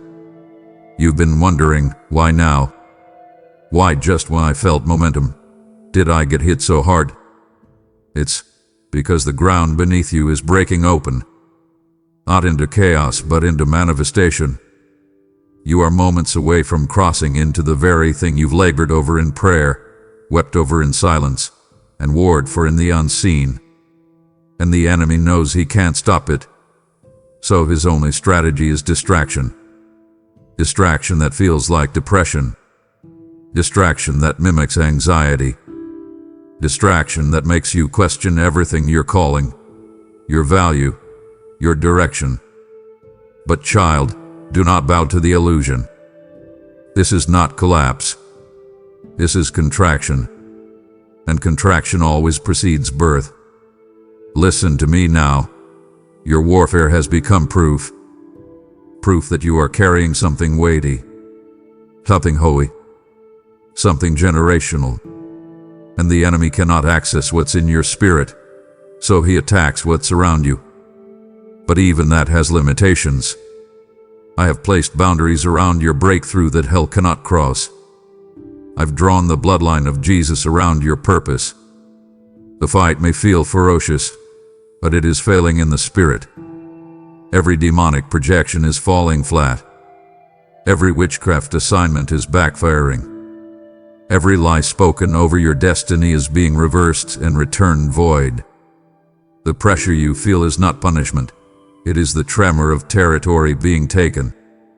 It is the resistance that always shows up when heaven is expanding through a yielded vessel. So what do you do now? Stand. Stand with your back straight and your soul still. Stand in praise. Stand in authority. Stand with the tears still on your face, but fire still in your bones. Do not trade your birthright for relief. Do not sell your promise for temporary peace. The enemy is bluffing. He's loud, but he's losing. He's banking on you being too tired to keep going. But what he forgot is that you don't move by feeling. You move by fire. You move by faith. And faith doesn't faint. Faith finishes. Faith doesn't fold. Faith fights. And beloved, your faith is not fading. It's being forged. So lift your head tonight. The battle proves the blessing is near. The trembling in your spirit is not weakness. It is the womb of a fulfillment about to break forth. You are standing on the edge of everything I promised. And though the warfare has intensified, it cannot delay what I have decreed. Hell is trembling. Heaven is cheering. And you, child, are about to cross over. My child, hear this from the deepest place of my heart. This breakthrough you've prayed for, cried for, fought for, it is not just for your comfort. It is for your commissioning. You are not stepping into ease. You are stepping into entrustment. What I am giving you now is not just favor. It is responsibility. You asked for increase. I am giving you influence. You asked for clarity. I am giving you capacity. You asked for open doors. I am handing you keys, and with those keys come rooms filled with assignment, weight, and holy purpose. Tonight, the atmosphere shifts not only around you, but within you. You will begin to feel it, the weight of glory resting differently on your shoulders. Not to crush you, but to confirm you. I do not release this kind of favor to those who chase applause. I release it to those who carry the sacred ache of obedience. And I've watched you carry it well. When no one saw, when everyone misunderstood, you stewarded silence. You've honored the secret place. You said yes when it hurt. And now, that yes has qualified you to carry what cannot be taught, only transferred. This transfer is generational. What I place on your life tonight is not just for you. It will ripple into the lives of those who watch you, follow you, imitate your courage. The weight I place on you is not a burden. It is a mantle, and that mantle will mark you. It will pull you out of comparison. It will lift you out of competition. It will separate you from smallness. Because what I'm doing in you is no longer private. It's public. You are stepping into the visible place. But I trust you, not because you're perfect, but because I know what you've laid down. I know what you walked away from to follow me. I know the prayers you never told anyone. And I've chosen this night to show you I saw it all. And now I give you more. So prepare not just for breakthrough, but for stewardship. Prepare not just for overflow, but for obedience. What I'm placing on your shoulders is holy. Guard it. Carry it. Don't shrink under it. Don't apologize for it. Let it form you. Let it fireproof you. Let it mature you quickly, because influence is not the reward, it's the responsibility. And you, child, have proven yourself ready to not just walk through the door, but to walk in honor once you're inside. So stand tall. This is more than a moment of blessing. It's a mantle of divine responsibility. And you are ready. Beloved, you've been staring at the horizon, haven't you? You've been looking ahead, not with wonder but with worry. Asking questions your heart can't answer. Trying to solve problems that haven't arrived yet. Playing scenarios in your mind like a movie reel that never stops spinning. And I've watched you. I've seen you reaching ahead into days that haven't come, trying to control them, prepare for them, avoid the unknown pain they might hold. But now I speak with clarity. You do not walk into tomorrow alone. I've already been there. Yes, before the sun rises, before the clock ticks, before the doors open or the silence lingers, I have walked into your tomorrow ahead of you. My feet have touched the ground you're afraid of. My hands have already rearranged the things you're worried will fall apart. I have stood in your unknown and declared it holy. I have spoken peace over your future's chaos. I have laid out provision where you feared lack. And even now, I am closing the mouths of lions that would have devoured you. The future is not a battlefield you must fight alone. It is a garden I've already prepared, and though there may be battles, every one of them hath been prefaced by victory. I want you to release the grip of fear. You've been carrying tomorrow like it was your job to control it. But child, tomorrow is my canvas, not your burden. The diagnosis hasn't caught me off guard. The bill hasn't surprised me. The delay hasn't thrown me off schedule. Every what if that taunts your peace is already bowed under my sovereignty. I see the beginning and the end at once, and nothing, absolutely nothing, is outside the scope of my sovereignty. So breathe. I'm not asking you to predict tomorrow. I'm asking you to trust me with it. So here's what I want you to do tonight. Rest. Not because you've figured it all out, but because I have. Lay your head on the pillow of my presence. Let your racing mind be calmed by this one truth. I've already walked into your tomorrow, and I carry the answers you don't have. You don't need to foresee every detail. You just need to follow my steps. I'm not hiding the future from you. I'm holding it for you. Until you're ready to walk it in peace. Until your heart stops trembling and starts trusting. So close your eyes, my child. Sleep in peace. I'm already in your tomorrow, and I've prepared everything you need. Oh child, let's finally talk about what's been wounding you in the quiet. The ache of being unseen. The loneliness that has followed you into rooms where you smiled, but didn't feel known. The dreams you held silently while others celebrated their victories. The silence of being skipped over. The pain of watching people you prayed for walk into blessings you're still waiting for. You've asked, even if only in whispers, did God forget me? And I answer you now, with no hesitation and no delay, no. I did not forget. I hid you. And there is a difference. Being hidden is not neglect. It is divine strategy. It is heaven's seal of protection over something precious. There are things I placed in you that were too tender, too powerful, too holy to be exposed prematurely. The world praises visibility, but I prize preparation. And I don't launch my beloveds into public purpose without first anchoring them in private trust. Your season of obscurity was not a detour, it was a design. I needed to preserve you from the applause that comes too early. I needed to shelter you from the counterfeit affirmations that would have made you perform instead of abide. I needed you to hear my voice more clearly than the crowd's clapping, because if you had risen too soon, the noise would have drowned out my whisper. So I hid you, not to punish you, but to preserve you, to protect the treasure, to prepare the oil, to seal the scroll of destiny until the hour struck. And now, it is striking. The night marks a turning. The hiddenness is lifting. Not because the hiding wasn't holy, but because it has fulfilled its purpose. The cocoon has done its work. The soil has nurtured the seed long enough.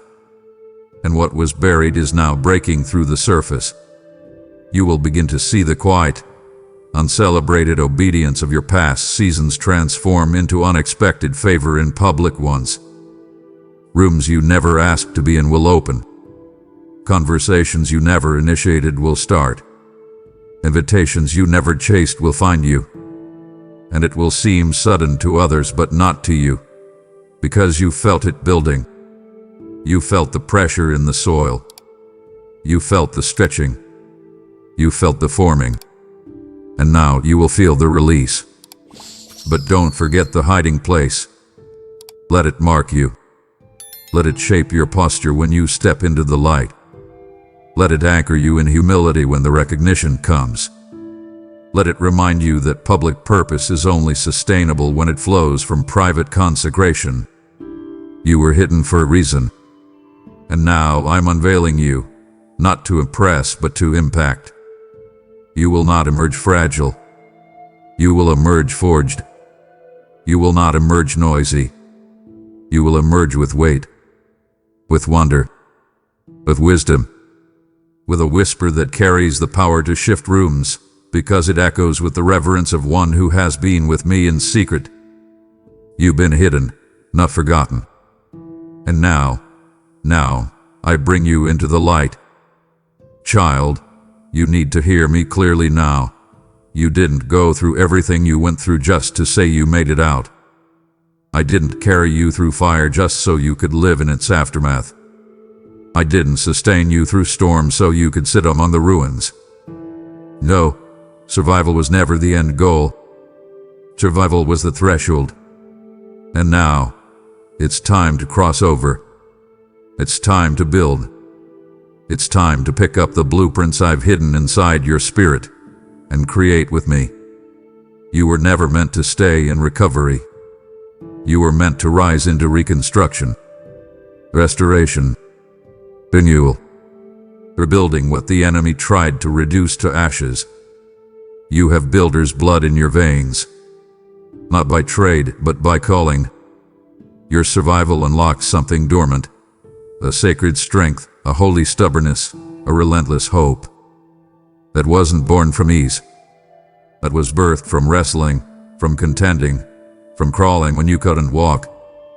And now I'm awakening the architect in you, the one who sees beyond what is into what could be, the one who doesn't just grieve what's broken, but dreams what's possible. I've put plans inside you, designs, blueprints for families, for ministries, for creative strategies, for communities, for spaces that carry my fragrance. You've mistaken your pain for purpose. But I tell you, your pain was preparation. Your purpose is about to rise with power. So don't settle into mere survival. Don't camp at the edge of I made it. There's more. So much more. I've placed vision in your spirit that doesn't match your current environment. And that's because you were never meant to fit in. You were meant to build what hasn't been built yet. You were meant to pioneer, to plant, to prepare a place for others who are still surviving what you've already conquered. You are a trailblazer, not a tourist, a reformer, not a settler. You've cried in the night, God, why did I have to go through all that? And here's my answer. Because what you're about to build needed a foundation strong enough to carry the weight of generational glory. And you, my child, are that foundation. So tonight, I activate your hands. I commission your heart. I breathe on your dreams and awaken what has been asleep. You're not just called to rebuild your life. You're called to help rebuild others. You're not just here to restore what was lost. You're here to construct what's never been seen. I will give you insight. I will give you partners. I will give you provision. But it starts now, with this awakening, this fire, this realization. You didn't survive to sit still. You survived to build. And what you build will carry my signature. It will outlive you. It will outshine the pain. And it will prove one thing to every watching spirit. This was never about the storm. It was about the structure I was forming in you. Beloved, listen closely now. This moment, this night, this prophetic hour we stand in together, it is not about a feeling. It is not about goosebumps or tears or even temporary clarity. This is about ignition. This is about fire. This is about setting your soul ablaze in a way that will not and cannot go out. I am not here to give you a fleeting sense of hope. I am here to light you up with heaven's flame. I am here to set your bones on fire with purpose, with passion, with a clarity so piercing that nothing in hell can smother it again. I'm striking the match inside of you that religion tried to extinguish, that trauma tried to bury, that time tried to dull. And tonight, not tomorrow, not later, but tonight, I ignite it again. A dream you gave up on. Watch me breathe on it. That calling you thought was too late to answer. Watch me rekindle it. That spiritual hunger you tried to silence because of disappointment. Watch me turn it into a wildfire. You are not being stirred. You are being set ablaze. And the fire I place in you tonight will not be seasonal. It will not be dependent on your circumstances. It will burn through the cold, burn through the delay, burn through the resistance. Because it is not human passion. It is divine ignition. You've lived too long on embers.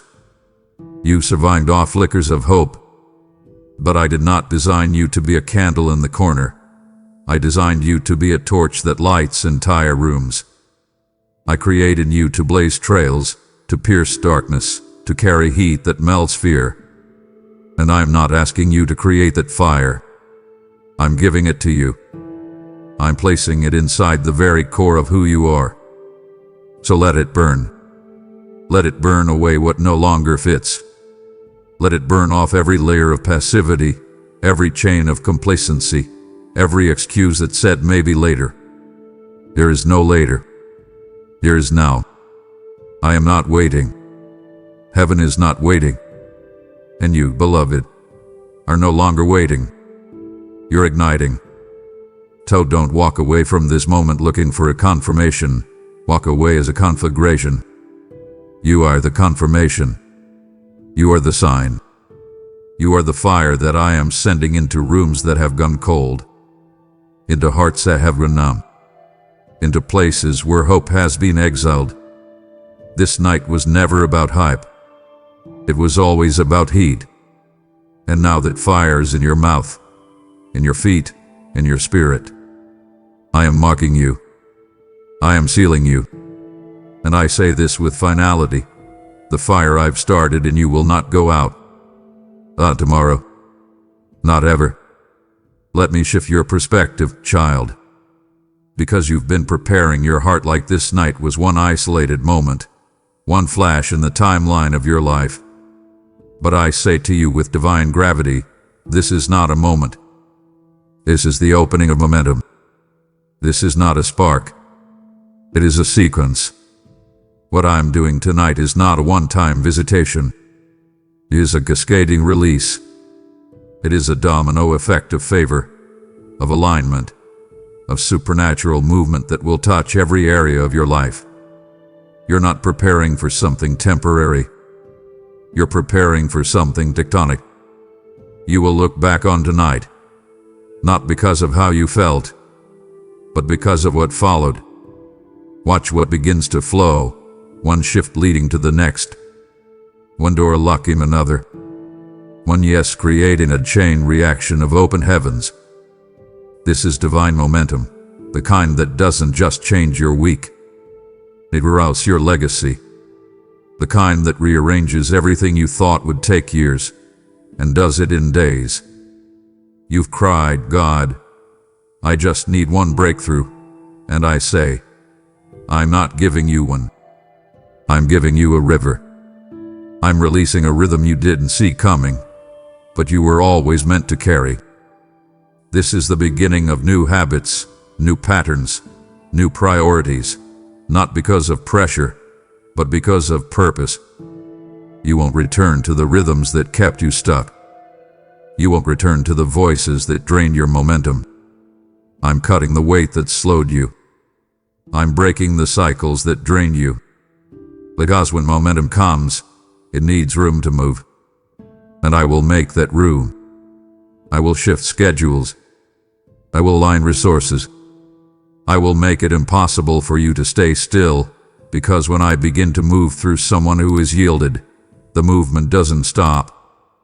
So tonight, don't just ask me for a miracle. Ask me for momentum.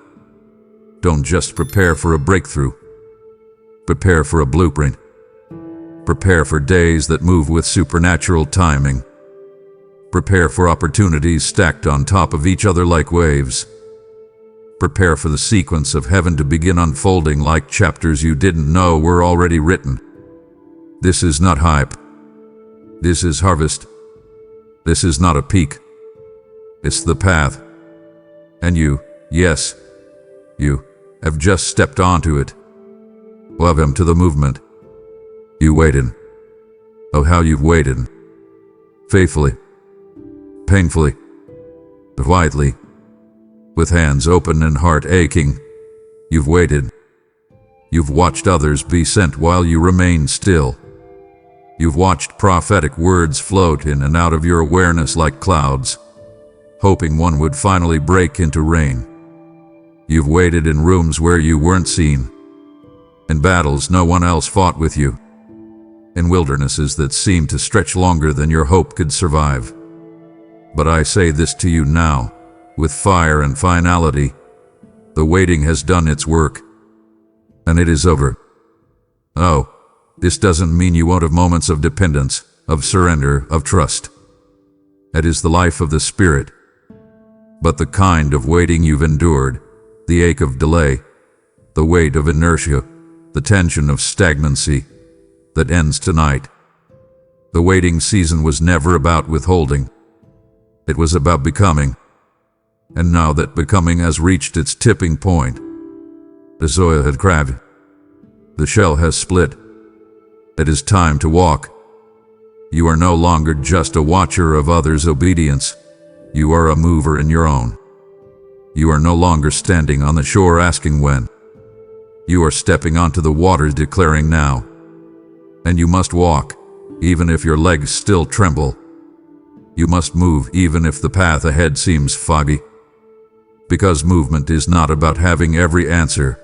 It's about trusting the one who is the answer. I will guide every step, every turn, every pace. But I will not move your feet for you. This is the divine partnership, my power, your movement, my strategy, your surrender, my timing, your trust. And this movement will not be aimless. It will be precise. It will be led. It will be holy. It will shock the ones who thought you'd never step out. It will silence the voice in your head that said you were unworthy to lead. Because I have called you to this. And when I call, I also equip. So this is not your time to stay seated. This is your time to stand, to stretch, to take the step. This is your exodus from hesitation. This is your deliverance from delay. The time for watching is over. And not because I'm rushing you, but because I've already readied you. I've trained your ears in the quiet. I've strengthened your backbone in the lonely nights. I've refined your motives in the hidden seasons. You're not stepping out weak. You're stepping out wounded but wise. Humble but whole. Ready. Ready. Ready. To walk. Walk below.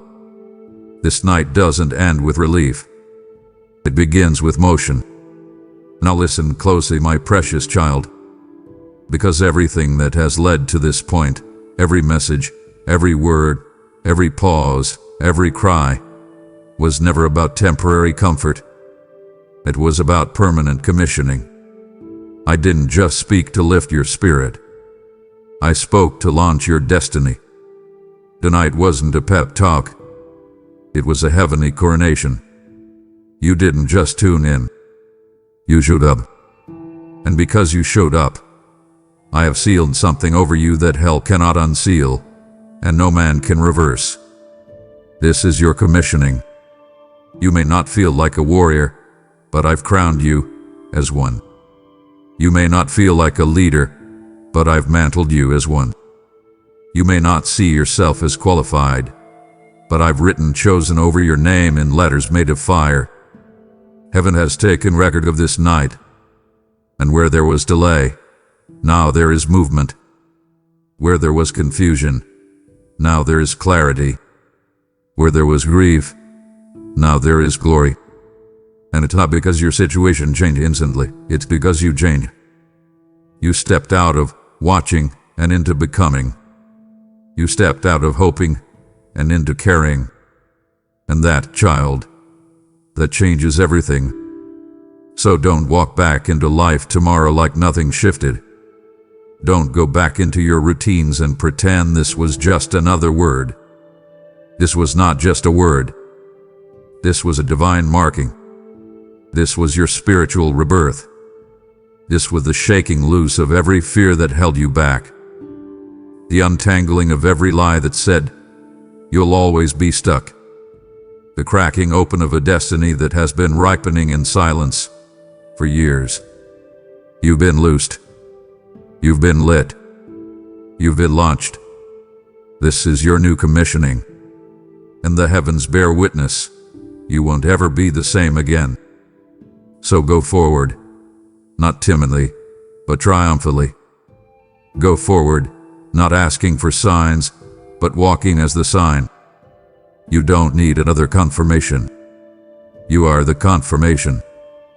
You don't need another door. I've given you the keys. You don't need more time. You've arrived at the fullness of it. And every angel assigned to your purpose has already been activated.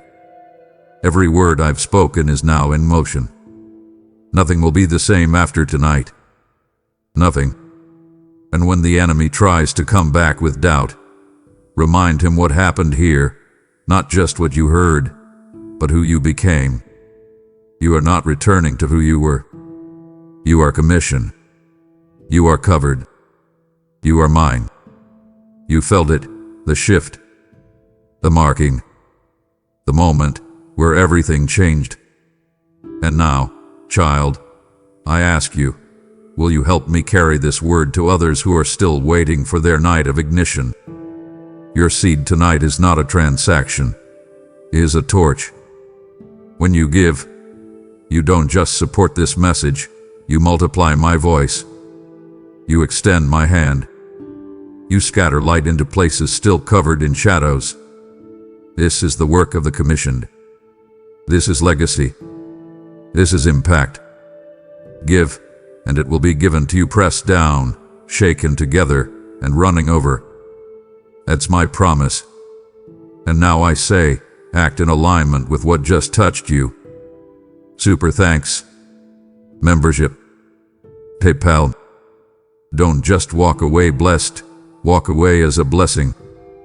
Give now. Now, my child, seal this moment. Don't let the fire of this night flicker into silence. Speak it. Declare it. Write it below as a prophetic act. I'm not just preparing, I'm positioned. I'm moving. It begins tonight.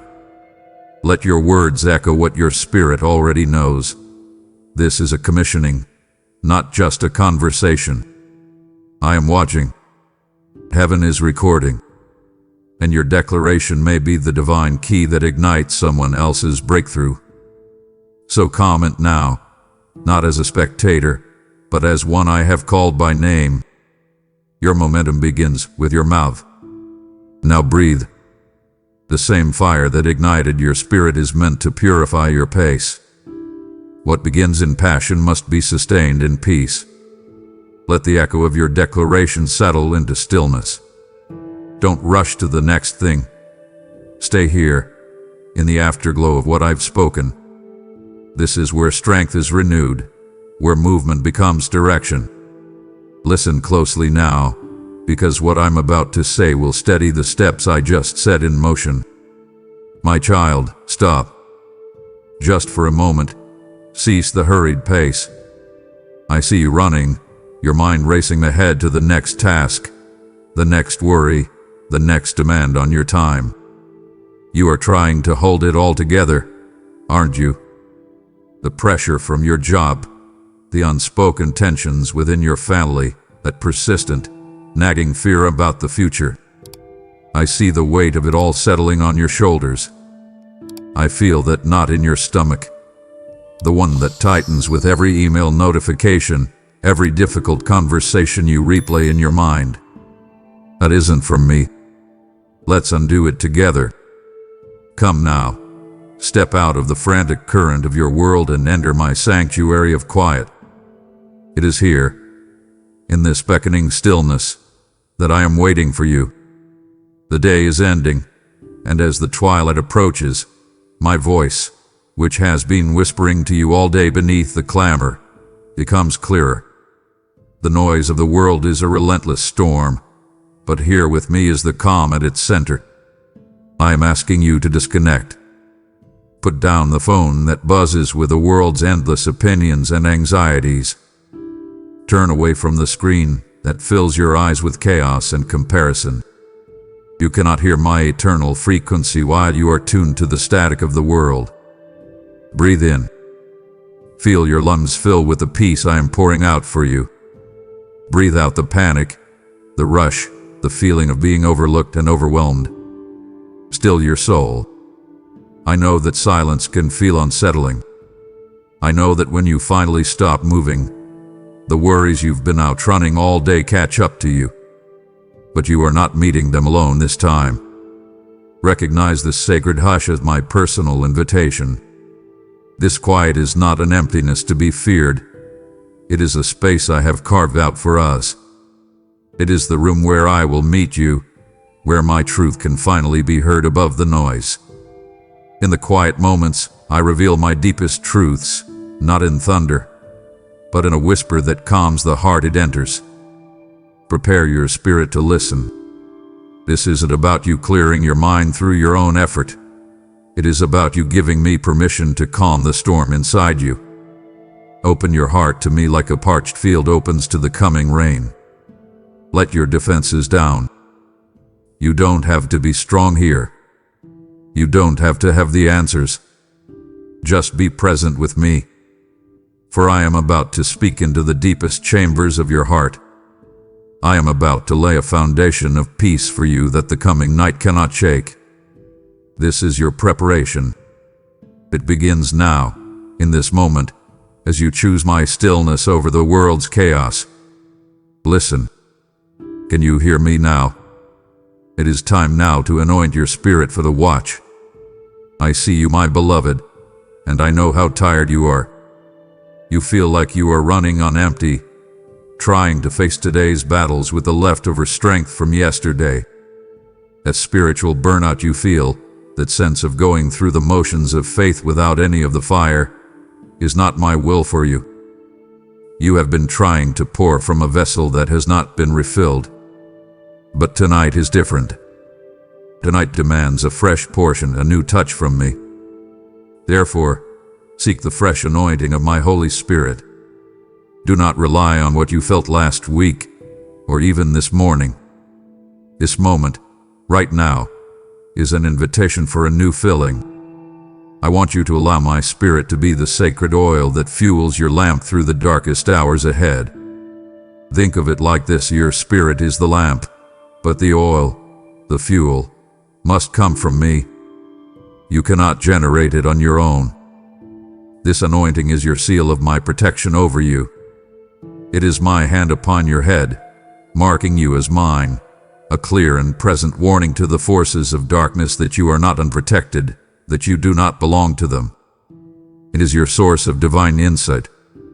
The world will try to confuse you tonight with 1,000 different voices of fear, accusation, and despair. But this anointing sharpens your spiritual senses. It clears your vision so you can discern my truth from the enemy's most convincing deception. You will begin to feel the subtle difference between my peace, which settles deep in your soul, and the world's fleeting comfort, which only numbs you for a moment. You will hear the lie behind a flattering word and see the trap in an easy path. Pray now for the empowerment that only my Spirit can provide for the coming trial. This is not a prayer for you to become invincible or immune to pain. It is a prayer for endurance. It is a plea for my power to flow through your weakness, for my strength to be made perfect in your moments of utter dependency. This is the power to remain standing when your legs feel weak, the power to speak my truth when your voice trembles, the power to hold on to hope when your heart is breaking. Let this divine touch, this anointing I am giving you right now, be a tangible reminder that you do not face this night alone. Feel my Spirit settling upon you, a warmth in the cold, a profound peace quieting your anxious heart, a steady light for the path immediately ahead of you. You are being filled, equipped, and prepared. You are mine, and I am with you. Now, my child, we must do something that requires courage. I want you to turn your gaze inward. Let's walk through the chambers of your heart together, you and I. Do not be afraid of what we might find, for my light is not meant to condemn you, but to heal and to free you. I am with you, so take my hand. Let my loving light expose every hidden corner, every room you have kept locked for fear of what is inside. You know the ones I mean. The room of that sharp, unkind word you spoke to your loved one this morning, the one you justified in your mind but that left a stain on your soul. Let's open the door. I want you to confess and forsake any sin that clings to you like a shroud. Speak it to me, not because I am unaware, but because your act of speaking it, of bringing it out of the darkness and into my light, is what releases its power over you. Let's sweep away the dust of worldly cares and anxieties that have settled in every corner. The worry about your finances, the constant, low-grade fear about your health, the anxiety over your children's choices. These are layers of dust that dull the connection between us. Let's clean them out. My presence cannot fully reside in a space cluttered with the debris of fear. And now, we come to the most difficult task. We must uproot any bitter root of resentment or unforgiveness before it takes deeper hold. My child, that person's name that just flashed into your mind, yes, that one. The one who wronged you, who betrayed your trust. The wound is deep, I know. You say you have forgiven, but you and I both know you have been replaying the offense over and over, watering that bitter root with your pain. It is poisoning you, not them. It is a chain binding you to a past that I am trying to lead you away from. For your own sake, for the sake of your freedom tonight, you must release it. Let it go into my hands. I will handle the justice. You must handle the forgiveness. Make your heart a clean and worthy dwelling place for my presence.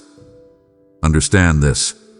True preparation for any spiritual battle always begins with the purification of your inner self. When your inner world is cleansed and in order with me, the chaos of the outer world loses its power to terrify and control you. The battle for tonight is won or lost right here, in the quiet, honest inspection of your own heart. My precious one, look at what you are wearing. Every day, you put on the stiff, heavy robes of pride and self-reliance. You tell yourself, I've got this, believing it is a sign of strength. But I see how it exhausts you. I see how it chafes your spirit and weighs you down. That armor is brittle, and it will crack under the pressure of the coming night. I ask you now, remove it. Let it fall to the floor. It is time to adorn your soul with a different garment, the gentle, soft garment of humility, for my word is true. I give grace to the humble. What does this mean for you right now? It means acknowledging your complete, and utter dependence on me for every single thing. Your next breath is a gift from me. The strength in your body is a loan from me. The ideas in your mind are sparks from my own. Humility is not thinking less of yourself. It is thinking of yourself less and thinking of me more. It is the quiet, confident resting in the fact that your sufficiency comes not from your own talents or your own grit, but from me. Is a posture of open hands, ready to receive, rather than clenched fists, trying to control. This garment of humility will change how you see everyone around you.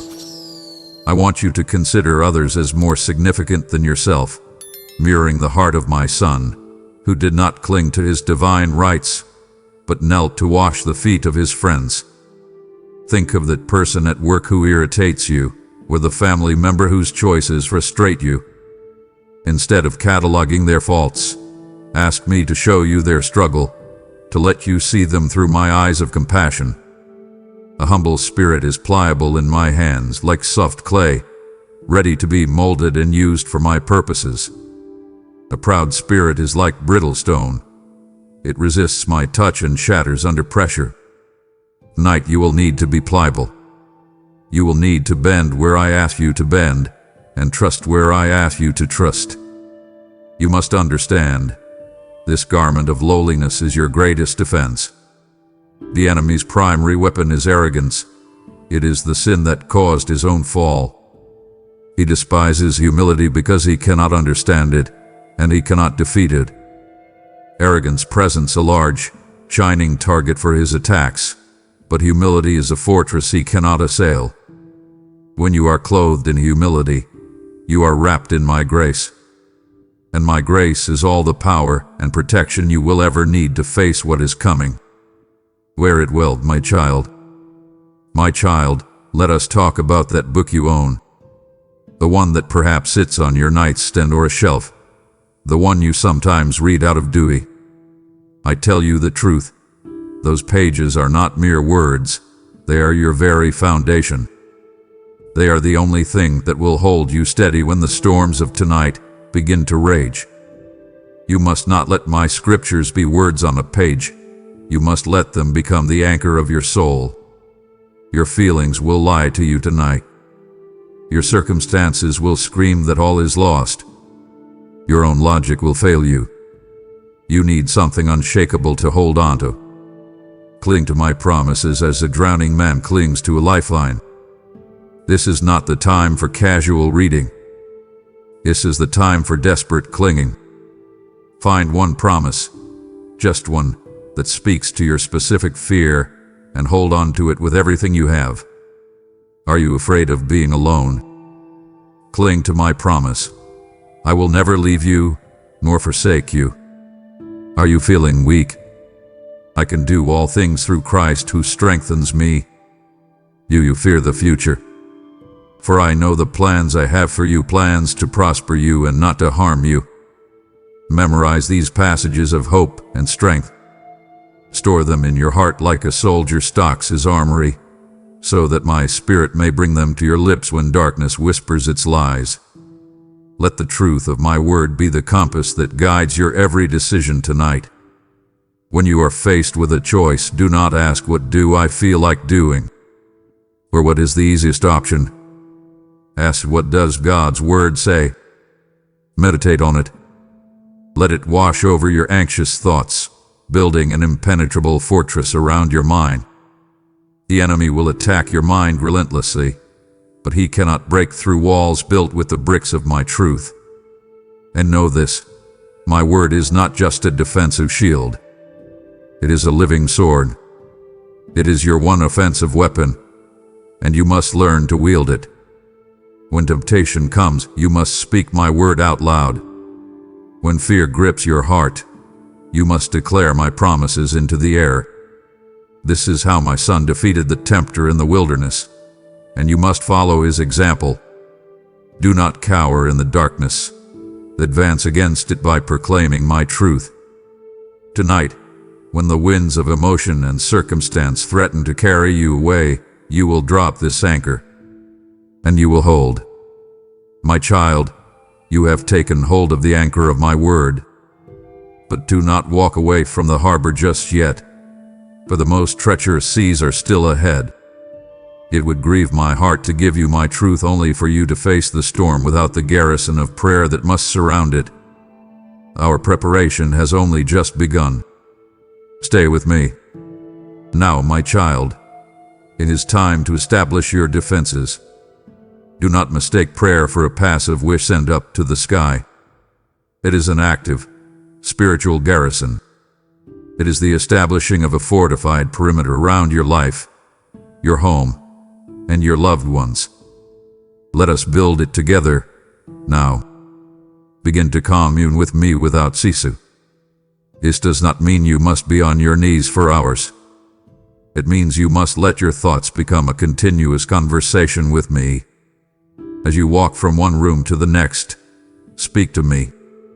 As you lie in your bed, turn your anxieties into petitions. Let every thought, every fear, every hope be directed to me. You must bring your fears to me in supplication. Do not carry them alone into the night. That is what the enemy wants. He wants you to wrestle with them in isolation. I offer you a divine exchange. You bring me the specific things that are making your heart race: the looming medical test, the financial shortfall, the broken relationship with your child. Name them. Lay them before me, one by one. In exchange, I will give you my perfect peace. It is a peace that your circumstances cannot explain and the world cannot offer. Your prayer must also look outward. Your preparation for your own battle involves fighting on behalf of others. Intercede for those who are lost in the darkness, for your prayers are powerful weapons in the spiritual realm. Think of someone right now who does not know me, someone whose life is in chaos. Your prayers can be the force that breaks through their darkness. And when you feel you have no strength left to ask for anything, then let your praise be your weapon. Praise me not for your circumstances, but for who I am. Speak my name. Declare my goodness, my power, my faithfulness. This act of pure faith confounds the forces of the adversary. It shifts the spiritual atmosphere around you and reminds the darkness that its ultimate defeat is certain. It is here, in this sanctuary of prayer, that you will find more than just refreshment. You will find strategic wisdom. As you commune with me, I will impress upon your spirit what to do next. I will give you clarity for the decisions you must make. I will show you when to speak and when to be silent, when to act and when to stand still. Do not enter this night unguarded. Build the walls of your garrison high with fervent, ceaseless prayer. I am your commander, here in the command center with you, waiting for you to speak with me. My child, I need you to do something difficult now. I want you to open your hands. I know what you are holding on to, clasped so tightly that your knuckles are white. Is that grudge? That offense? It has become so familiar, so much a part of your daily thoughts, that you may not even realize the weight of it anymore. You replay the scene in your mind. You rehearse the arguments. You feel that fresh sting of injustice as if it happened only moments ago. The anger feels righteous, doesn't it? It feels like the only thing protecting you from being hurt like that again. But I tell you the truth, that grudge is not a shield. It is a cage. It has imprisoned you, and the only one with a key is you. I want you to remember something. Remember the moment you came to me, with the full weight of your own mistakes, your own failings, your own secret sins. You felt broken, ashamed, and unworthy of my love. In that moment, did I list your failures back to you? Did I demand repayment? Did I turn my face away? And oh, my precious one, I ran to you. I wrapped you in my grace, and I whispered, forgiven. Cleanse. Mine. The forgiveness you received from me was not a small, calculated thing. It was a lavish, costly, and complete pardon, purchased with the very life of my Son. Now, based on that same measureless love, hear my command. You must forgive as you have been so lavishly forgiven by me. The debt that person owes you, however painful, is a few coins compared to the mountain of debt I have canceled for you. You must understand, unforgiveness is a poison you drink, hoping the other person will perish.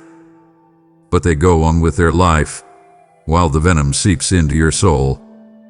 It sours your joy. It steals your peace. It makes you cynical and suspicious, infecting every other relationship you have. It is a slow-acting poison that is killing your spirit, and you are the one who consumes it every morning you wake up and choose to remember the offense. It is time to break the chains of bitterness that bind you to the past and hinder your spiritual sight. You cannot see the future I have for you clearly while you are constantly looking back at the wounds of yesterday. This is not about mustering up a feeling. Forgiveness is not a feeling. It is a decision of your will. It is an act of obedience. Right now, with me as your witness, I want you to make the choice. Speak their name to me in the quiet of your heart and say the words, "In the name of Jesus, I choose to forgive." You might have to say it tomorrow and the day after. Your feelings may take time to catch up, but the spiritual chain begins to shatter the very moment you make the choice. You are not saying what they did was right. You are simply saying you will no longer allow what they did to control you. You are taking the matter out of your hands and placing it into mine, the hands of the only righteous judge. As you do this, you become an open conduit for my healing. Enter the night ahead with a heart unburdened by the crushing weight of old wounds. The lightness you will feel is the peace of a truly free heart. My child, we must now turn our attention to the primary battlefield for tonight, your mind. It is in the theater of your thoughts that the enemy will launch his most strategic and vicious attacks. He will not come against you with loud roars and obvious threats, but with subtle whispers, insidious suggestions, and carefully crafted lies designed to sound like your own voice.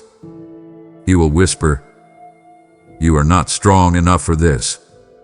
He will tell you, "You are going to fail again, just like you always do." He will accuse you, "God must be so disappointed in you after what you did." He will sow hopelessness, "This situation is impossible. There is no way out." These accusations sound familiar. They are his flaming arrows, each one dipped in a poison tailored to your deepest insecurities, and they are aimed directly at your heart to paralyze your faith. You cannot be a passive observer of this assault. You must take every thought captive and make it obedient to Christ. Imagine yourself as a soldier standing guard at the gate of a great city, the city of your mind. No thought is allowed to enter without being challenged. When a thought approaches, you must stop it and demand to know its origin. You must ask, "Is this thought from my Heavenly Father? Does it align with what He has spoken in His Word?" If the thought brings with it fear, condemnation, shame, anxiety, or hopelessness, it is an enemy intruder. You have my full authority to deny it entry. You must seize it, bind it, and cast it out. You do not have to entertain a single thought that does not come from me. But it is not enough to simply cast out the lies. An empty mind is an invitation for more enemies to enter. Once you have captured a lie, you must intentionally fill that space with my truth. This is what it means to renew your mind. You must dwell, actively, purposefully meditate on what is true, what is noble, what is right, what is pure, what is lovely, what is admirable. When the lie says you are weak, you must fill your mind with the truth that my strength is made perfect in your weakness. When the lie says you are alone, you must saturate your thoughts with my promise that I am with you always. This is a daily, sometimes hourly battle. It is the act of intentionally washing your mind with the water of my word, scrubbing away the filth of the world's lies. The ultimate gatekeeper of your thoughts is the unshakable truth of your identity in me. Let this be your constant refrain. I am a child of God. I am deeply loved. I am forgiven. I am empowered by His Spirit. Any thought that dares to contradict this identity is a liar and has no place within your walls. A fortified mind is a calm mind, even when chaos rages outside. The storm cannot touch the peace of a mind that has been garrisoned by my truth. Tonight, you will stand guard. My beloved, I want you to bring to mind the story my son told about the 10 virgins who were waiting for the bridegroom. 5 were wise, and 5 were foolish. The difference between them was not in their appearance, or their desire to see the bridegroom. The difference was not in their lamps, which they all carried. The crucial difference was in their oil. I tell you, your life, your witness to the world, is your lamp. But the oil is the substance. That is the deep, personal, cultivated reality of your moment-by-moment relationship with me. As you prepare to enter the watches of the night, I must ask you a vital question. How is your supply of oil? You see, the foolish virgins made a fatal error. They procrastinated. They assumed they could get by on the bare minimum. They thought that when the time of need arrived, they could quickly find what was required. But a relationship cannot be crammed for at the last minute. The oil of my presence is not for sale in a moment of panic. It is gathered, drop by precious drop, in the quiet, unseen moments of your day. It is gathered when you choose to open my word before you check the news. It is gathered when you turn down the radio in your car to have a conversation with me. It is gathered in every small act of obedience, every choice to trust me over your own understanding. Your daily spiritual disciplines are not a religious duty. They are the practical, essential task of tending to the oil in your lamp. Do not listen to the excuses your flesh provides. I am too busy today. I am too tired. I will catch up tomorrow. Tomorrow is not promised, and tonight requires the oil you have gathered today. I want to warn you, with all the love in my heart, against the great danger of spiritual apathy. It is a warm, comfortable, and deadly slumber. It is the feeling that you are doing fine, that your relationship with me is good enough, and that you do not need to press in for more. The world, with its endless distractions and comforts, will constantly try to sing you into this lullaby of complacency. But I call you to be awake, to be vigilant, to be sober. The wise virgins were not only prepared, they were attentive. They knew the bridegroom could come at any moment. Let your light, fueled by this precious oil of intimacy with me, be so full and so bright that it cannot be hidden or extinguished. It is a beacon for you, yes, but it is also a beacon for others who are stumbling in the darkness. Tonight, your true state of preparedness will be revealed. It will not be measured by your reputation, your intentions, or your past experiences. It will be measured by one simple thing, the brilliance of your light. When the cry goes out, you will not be one of those scrambling in panic, looking for something you did not cultivate. You will be ready, your lamp full, trimmed, and burning brightly, a radiant testimony to a life lived in constant communion with your God. My child, in this season, it is not enough to be prepared. You must also be perceptive. I call on you to be spiritually awake and sober. Do not allow your mind to become intoxicated with the anxieties of the world, nor allow it to become drowsy with a false sense of security. The hour you are living in is significant, and it requires you to have sharp spiritual senses and a clear mind. You must learn to discern the signs of the times, not as the world sees them, but as I see them. I see you as you watch the news, as you scroll through the endless stream of information on your devices. I see how the reports of conflict, disaster, and moral decay stir up a deep sense of fear within you. This is the enemy's plan. He wants you to observe the world through the lens of fear, to interpret every event as a sign of his growing power and your impending doom. He wants you to be panicked, agitated, and distracted. But I call you to a higher perspective.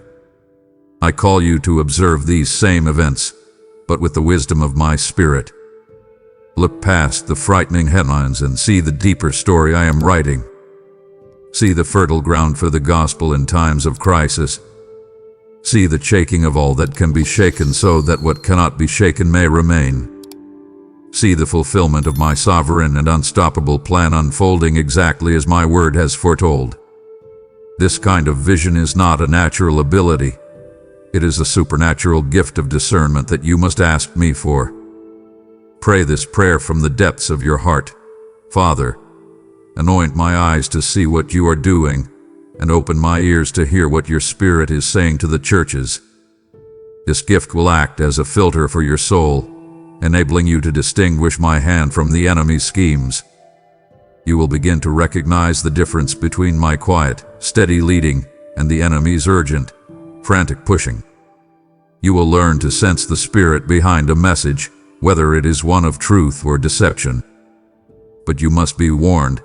Do not be swayed by every wind of doctrine or every sensational rumor that spreads like wildfire. The enemy loves to create chaos with false prophecies, conspiracy theories, and alarming predictions that are designed to take your eyes off of me and your simple mission of love and truth. A discerning heart always tests everything against the unchanging standard of my written word. My Holy Spirit will never, ever contradict the Bible. A discerning heart is a prepared heart. It is not caught off guard by the darkness, nor is it terrified by it, because it understands the bigger picture. It knows when to move and when to stand still, acting with my divine timing. Tonight, as you stand, watch with my eyes. Look for me. You will find I am at work in all things. I have opened my counsel to you and shown you the signs of the hour. Would you now turn away before I give you the spiritual sustenance for the long watch ahead? It pains me to prepare a feast for my beloved, only to see them leave the table still hungry and unprepared for the famine. There is more you desperately need. Today, you now have the eyes to discern the signs of this hour, and you see the great and desperate need for my light in the encroaching darkness. If the desire to help spread this word of preparation now burns in your heart, know that I myself have placed that fire there as a divine appointment. You are being called in this moment to sow a seed of light, enabling this message to reach my other children who are stumbling, unprepared. For I have declared that a person reaps what they sow, and the seed sown for the sake of my kingdom yields a harvest of souls. As you give, I will open the windows of heaven over you and command a blessing upon your house. Do not delay this prompting of my Spirit. Click Super Thanks, become a member, or use the PayPal link in the description and release your seed of faith now. My child, let us now hold up the pure, unwavering lamp of my holiness to your life. I need you to be brave here, for this light will reveal things hidden in the shadows. My purpose is never to shame you, but always to set you free. So come, stand with me and let us examine your habits, your relationships, and even the entertainment you allow into your soul. You cannot prepare for a holy battle while maintaining footholds in the enemy's territory. Let us find those footholds and remove them, together. These alliances with darkness are not always the obvious, glaring sins. More often, they are the subtle compromises, the gray areas where you have allowed the world's standards to become your own. Let's talk about your habits. Think of that pattern of gossip you engage in, the one you disguise as sharing concerns or just processing. You and I both know it is a way to elevate yourself by diminishing another. What about the habit of mindless scrolling on your phone, escaping into a digital world for hours to numb the anxieties and responsibilities of your real life. It dulls your spirit and steals the precious time we could be spending together. And now, think about your relationships. I know your heart and your loyalty, but you must look at the company you keep.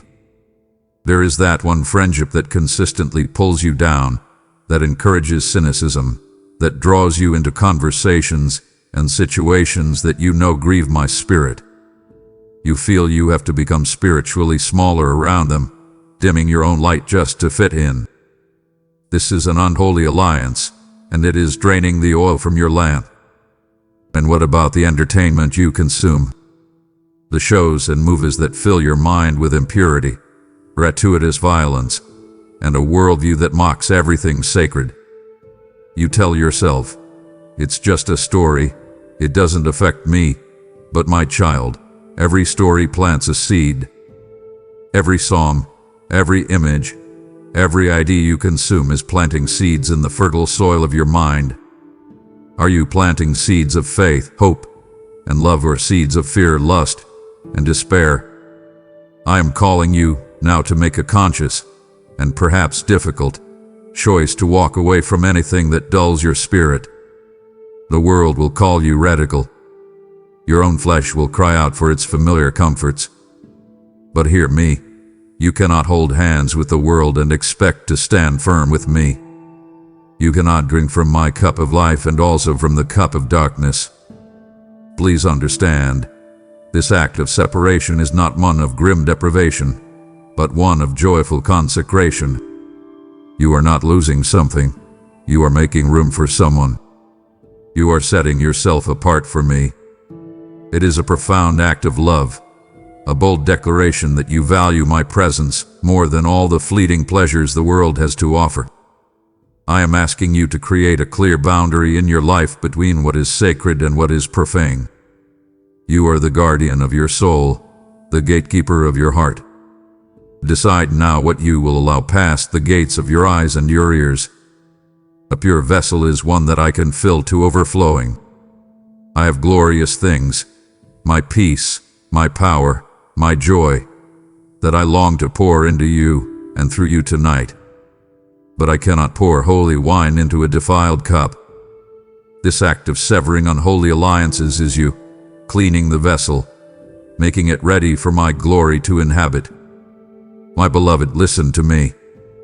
The darkness of the coming night will deploy a powerful and insidious weapon against you, amnesia.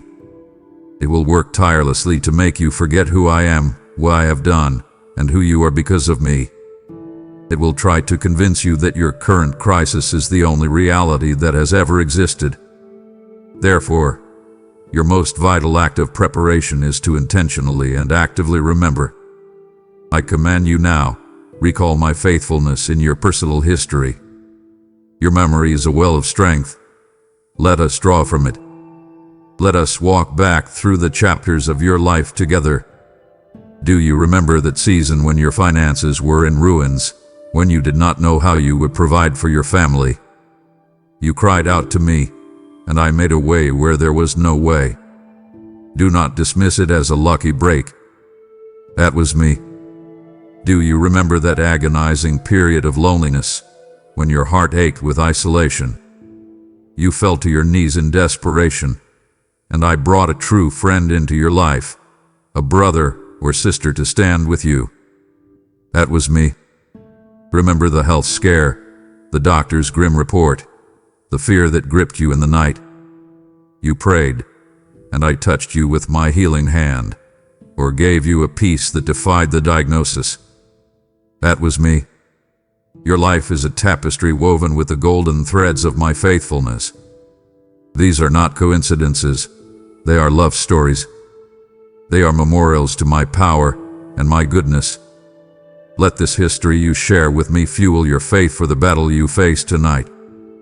Now, reach further back. Recount the stories of my mighty acts in Scripture. They are not just ancient tales, they are your family history. The same God who parted the Red Sea, who made the walls of Jericho fall, who shut the mouths of lions for Daniel, who was with the 3 young men in the fiery furnace. That is the God who is with you in this room, right now. Your problem is not bigger than my power. And above all else, you must carry one memory as the ultimate emblem of your victory, the memory of the cross. The enemy will come to you tonight and whisper accusations. He will list your failures, your sins, your weaknesses. He will try to convince you that you are disqualified and unworthy. In that moment, you will hold up the memory of the cross and you will declare, I am forgiven. I am redeemed. The price has been paid in full. That memory silences every demonic accusation. This act of remembrance is your spiritual sustenance. It is the bread and water for the journey ahead. Just as your body grows weak without food, your spirit will faint if you forget my goodness. Do not allow the darkness to give you amnesia. The size of your present storm does not diminish the size of your God. My child, listen to me with great care, for this is a critical part of your preparation. The enemy's most ancient and effective strategy is to isolate a soldier from his company before he attacks. He wants to cut you off from the herd. He will whisper to you that no one understands what you are going through, that you are the only one struggling this much, the only one this afraid. He wants you to believe you are utterly alone in your watch tonight. This is a strategic and devastating lie. I have not created you to be a solitary warrior. I have created you for fellowship, for family, for community. Therefore, I command you, do not prepare for this ordeal in isolation. You must break through the barrier of pride and fear that keeps you silent. That feeling of I don't want to be a burden, or they have their own problems, or I should be strong enough to handle this myself. That is the voice of the enemy, trying to keep you isolated and vulnerable. You need your family and faith tonight more than you realize. So reach out. Make the call. Send the text. Be the first one to be vulnerable. You must seek the fellowship of the other believers I have placed in your life, not as a luxury, but as a vital necessity. Your preparation is incomplete until you are connected to the body. And this connection is a two-way street. As you prepare, you must also look to the needs of others. Think of someone in your life right now who is wavering, someone whose face is etched with weariness and discouragement. Your mission is to encourage them. Speak my words of life and faith into their heart. Your act of pouring out will mysteriously fill you up. As you water their dry soul, you yourself will be watered. Ask someone, how are you really doing? And then put away your distractions and listen. Truly listen to their heart. Bear their burdens with them in prayer. This is the law of my Son, and you must unite in prayer. There is a power that is unleashed when 2 or 3 are gathered in my name that is exponentially greater than a solo prayer. A single prayer is a powerful arrow, but a united prayer is a massive volley that shakes the foundations of darkness. Your collective strength forms a spiritual shield wall that the enemy cannot easily penetrate.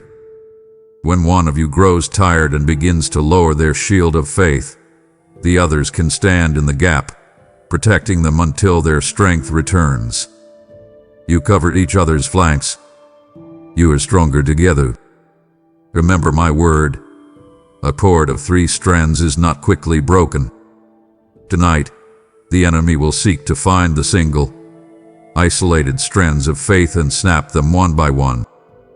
But he cannot break the tightly woven cord of a community that is bound together in love and prayer. Who will you call? Who will you pray with? Do not delay. Your survival through the night may depend on it. It is time, my child. The air is growing colder, the shadows are lengthening, and you can feel the first stirrings of the spiritual opposition you are to face tonight. The first wave of the assault is coming. Now raise the shield of faith. I do not want you to lift it timidly, as if you are unsure of its strength. I want you to plant your feet, grip it firmly, and raise it with a resolute heart. This is not some small, decorative piece of armor. It is a full-body shield, a Roman scutum, designed to cover you from head to toe, to protect every vital part of your being from the enemy's primary assault. The attack will not come in a form you can see with your eyes. It will come as a volley of flaming arrows aimed directly at your heart and mind. These arrows are the fiery thoughts of doubt. What if God doesn't show up this time? What if this problem is too big even for him? They are the fiery thoughts of accusation. You are a fraud. After what you did last week, how can you even call yourself his child? You don't deserve his help. They are the fiery thoughts of fear. The worst is going to happen. Your health will fail. Your family will fall apart. Your finances will collapse. Each one of these thoughts is dipped in the fuel of your deepest insecurities and set ablaze by a demonic breath, designed to ignite your soul with panic, confusion, and utter despair. But this is my promise to you. Your shield of faith, when you raise it, will extinguish every single one of them on impact. You will hear the hiss as the fire is quenched by the power of your trust in me. But you must understand what this shield is made of. Your faith must not be in your own strength, your own moral resolve, or your own ability to endure the night. If your faith is in yourself, your shield is made of paper, and it will be consumed by the first arrow. Your faith must be placed firmly and squarely in two things: my unchanging character and mine unbreakable promises. Faith is not a feeling you must desperately try to conjure up. It is a choice. It is a conscious, sometimes gritty, declaration you make in the face of all contrary evidence. It is you, looking at the raging storm in your life and declaring, "My God is the master of the winds and the waves."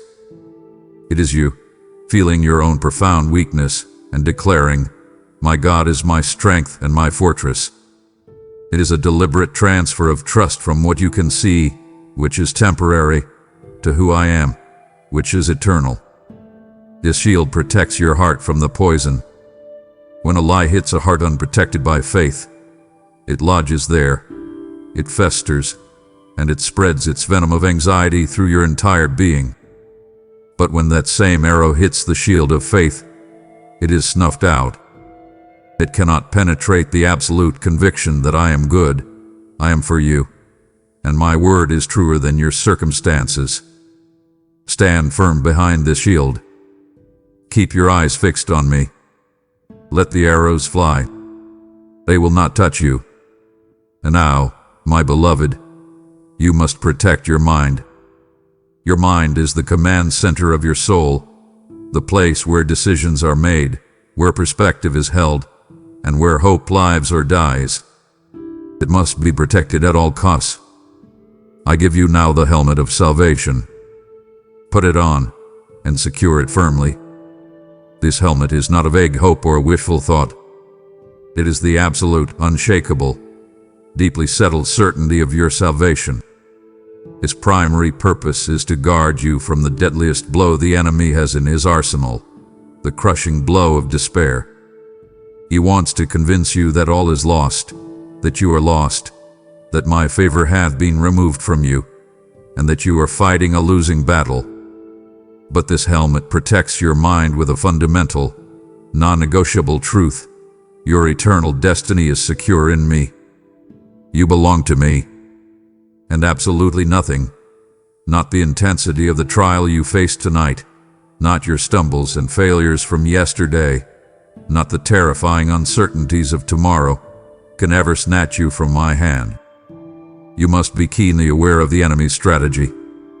His greatest weapon against you is to make you doubt your position as my child.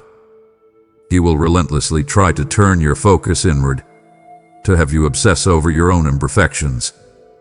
He will whisper, "A real Christian wouldn't feel this much fear. If you were truly saved, you wouldn't have had that selfish thought. God has to be tired of you by now."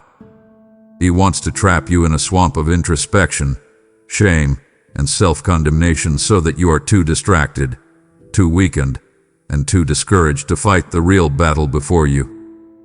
He wants you to spend the night questioning your identity instead of standing in it.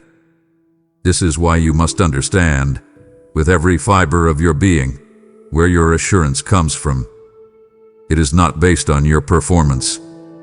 It is not based on how spiritual you feel in this particular moment. Your assurance is based entirely and eternally on the finished work of my Son on the cross. Your salvation was earned by His perfection, not your fluctuating efforts. It is sealed by His precious blood, not your good intentions. It is an irrevocable gift of grace that you have received by faith. Therefore, it cannot be lost by your weakness or revoked because of your stumbles. In the moments when you feel most unworthy, that is when you must cling most tightly to this truth. Your worthiness is not, and has never been, found in yourself. It is found in Him. Let this truth calm your anxious heart and give you a holy boldness to face any threat. When you are not constantly fighting a battle for your own acceptance, you are free to focus on the battle at hand. You can fight with courage because you already know the final outcome of the war has been decided. You are not fighting for a victory that is in doubt. You are fighting from a position of a victory that is already eternally secured. So secure this helmet. Let the truth of your eternal security in Christ stand guard over every thought. You are mine. You are safe. Now, stand and fight. You have your shield and your helmet. You are guarded from despair and doubt.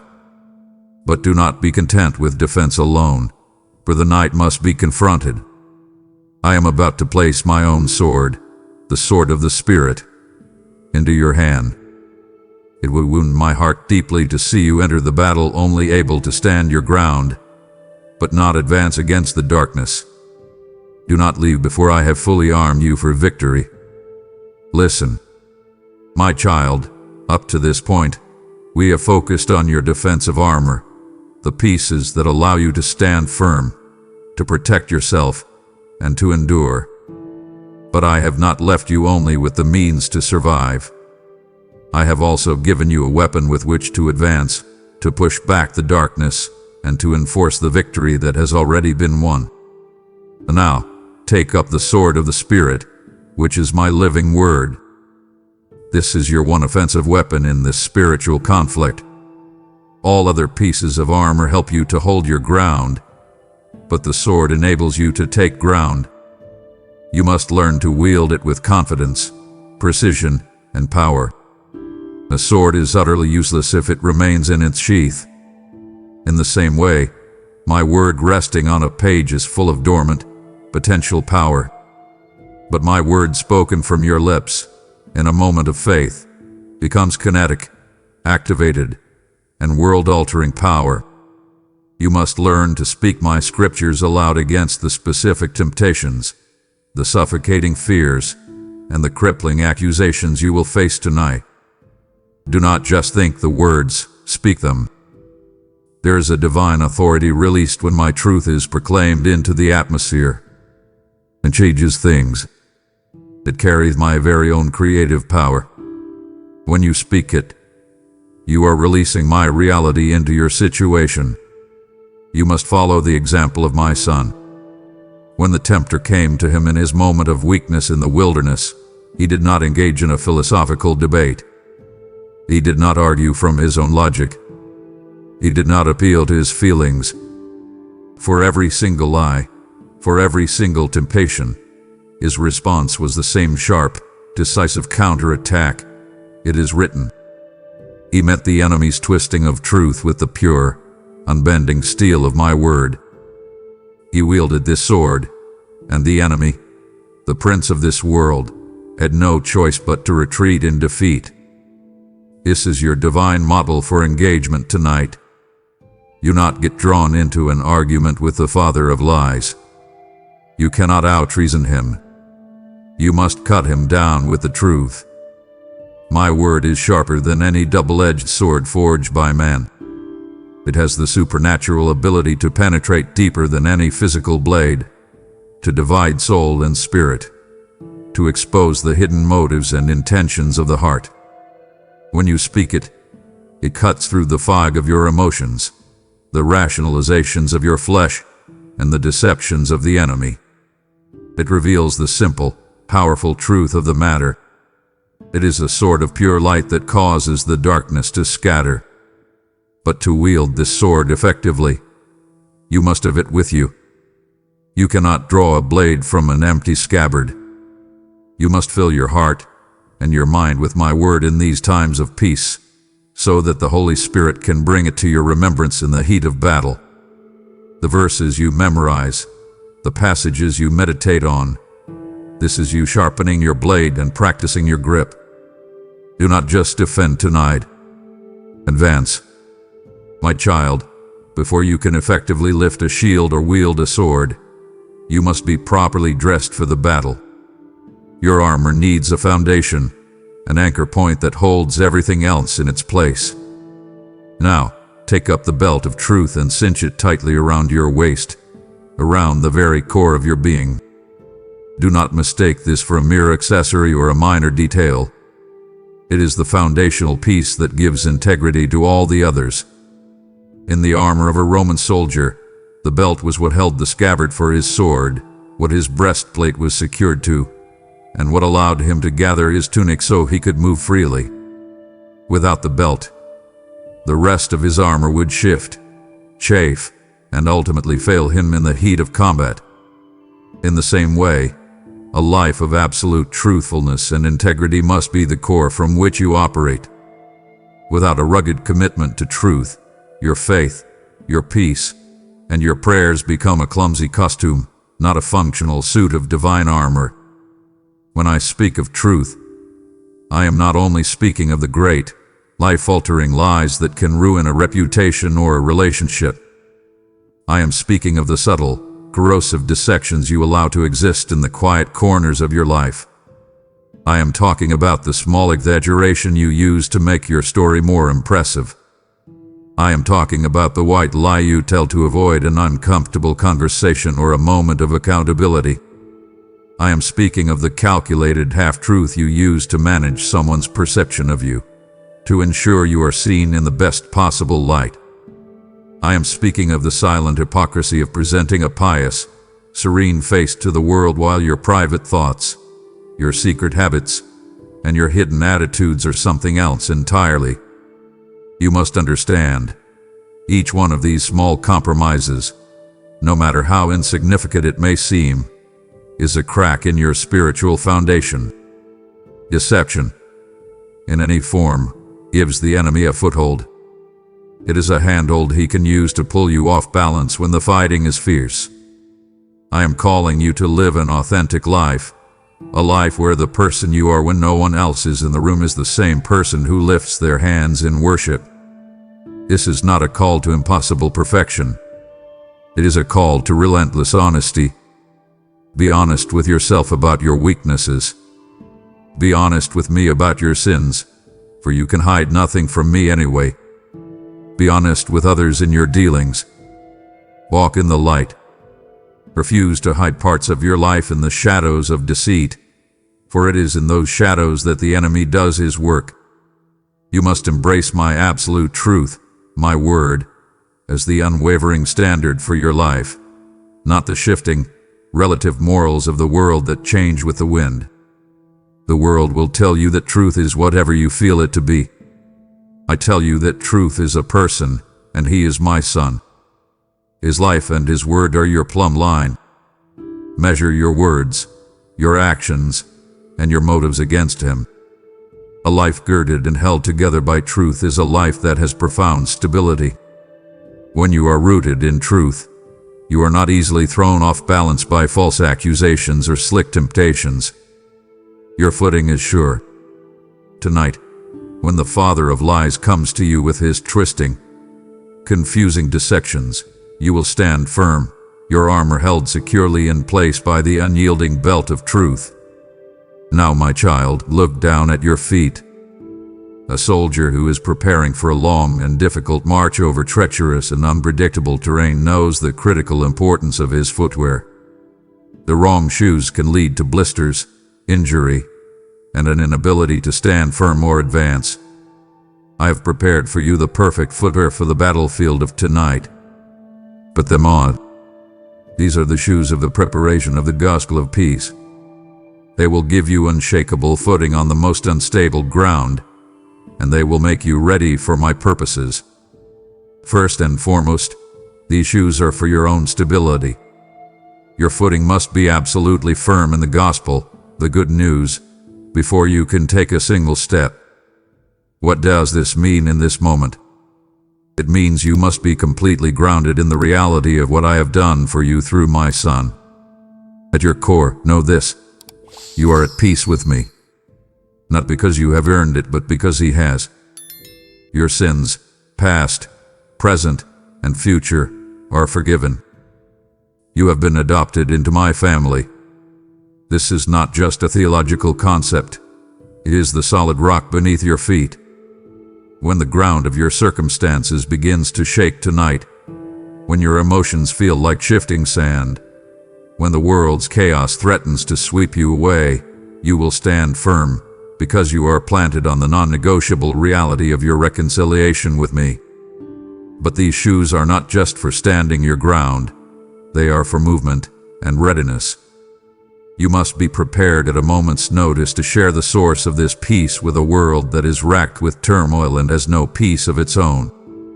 Your readiness to share this good news is a powerful sign of your own preparation. A heart that is truly prepared for the night is not focused solely on its own survival. It is actively looking for opportunities to bring my light and my hope to others who are lost in the darkness. I know the fear that holds you back. You think, I don't have the right words. I'm not a theologian. What if they ask me a question I can't answer? What if they reject me? My child, I am not asking you to be a debater. I am asking you to be a carrier. I want you to carry my peace within you. It is a peace that surpasses all logical understanding. Let it be so evident in your calm demeanor, in your gentle words, in your refusal to join in the panic around you, that people are drawn to it. They will see your stability in the midst of the storm, and they will ask you, how can you be so calm? What is the source of your hope? And in that moment, you will be ready to simply tell them about me. Be a minister of reconciliation in your own sphere of influence. Bring my peace into the arguments in your home. Be the one who offers grace instead of judgment. Be the one who builds bridges of understanding instead of walls of resentment. As you walk through the difficult terrain of this night, let your every step leave an imprint of my tranquility in a troubled land. You are my ambassador of peace. Walk confidently. Your footing is eternally secure. My beloved, I am going to entrust you now with a secret weapon for the coming night. It is a weapon the world overlooks, that your own flesh will resist, but one that is devastatingly powerful against the forces of darkness. You must cultivate a heart of unceasing gratitude. Notice my words carefully. I do not command you to give thanks for all circumstances, for some are painful and tragic, but I command you to give thanks in all circumstances. This is not a call to deny your pain or to pretend that everything is wonderful. It is a radical, defiant act of faith to praise me in the very midst of your trial. Gratitude is the great spiritual reframer. It is the discipline that powerfully shifts your focus from the overwhelming size and proximity of your storm to the infinite, majestic greatness of your God. Fear, anxiety, and despair demand that you magnify your problems, that you stare at them until they are all you can see. But gratitude forces you to lift your gaze, to magnify me instead. When you are consumed with thanksgiving for my character, my goodness, my power, my wisdom, my love, and for what I have already done, your present troubles are cut down to their proper, manageable size. They are put in their place, under my sovereign feet. The enemy, who is called the accuser, absolutely thrives on your complaints. Your grumbling, your bitterness, and your murmuring are like music to his ears, for they are the sounds of his kingdom. But your praise, especially praise that is offered in the midst of hardship, utterly confuses and silences him. When you choose to thank me even when your heart is breaking, you are making a sacrifice of praise. It is a powerful declaration of faith that shouts into the spiritual realm. Even though I do not understand this, even though this hurts more than I can bear, I still declare that my God is good, and He is in control. This defiant act of worship is a warfare tactic that the forces of darkness cannot withstand.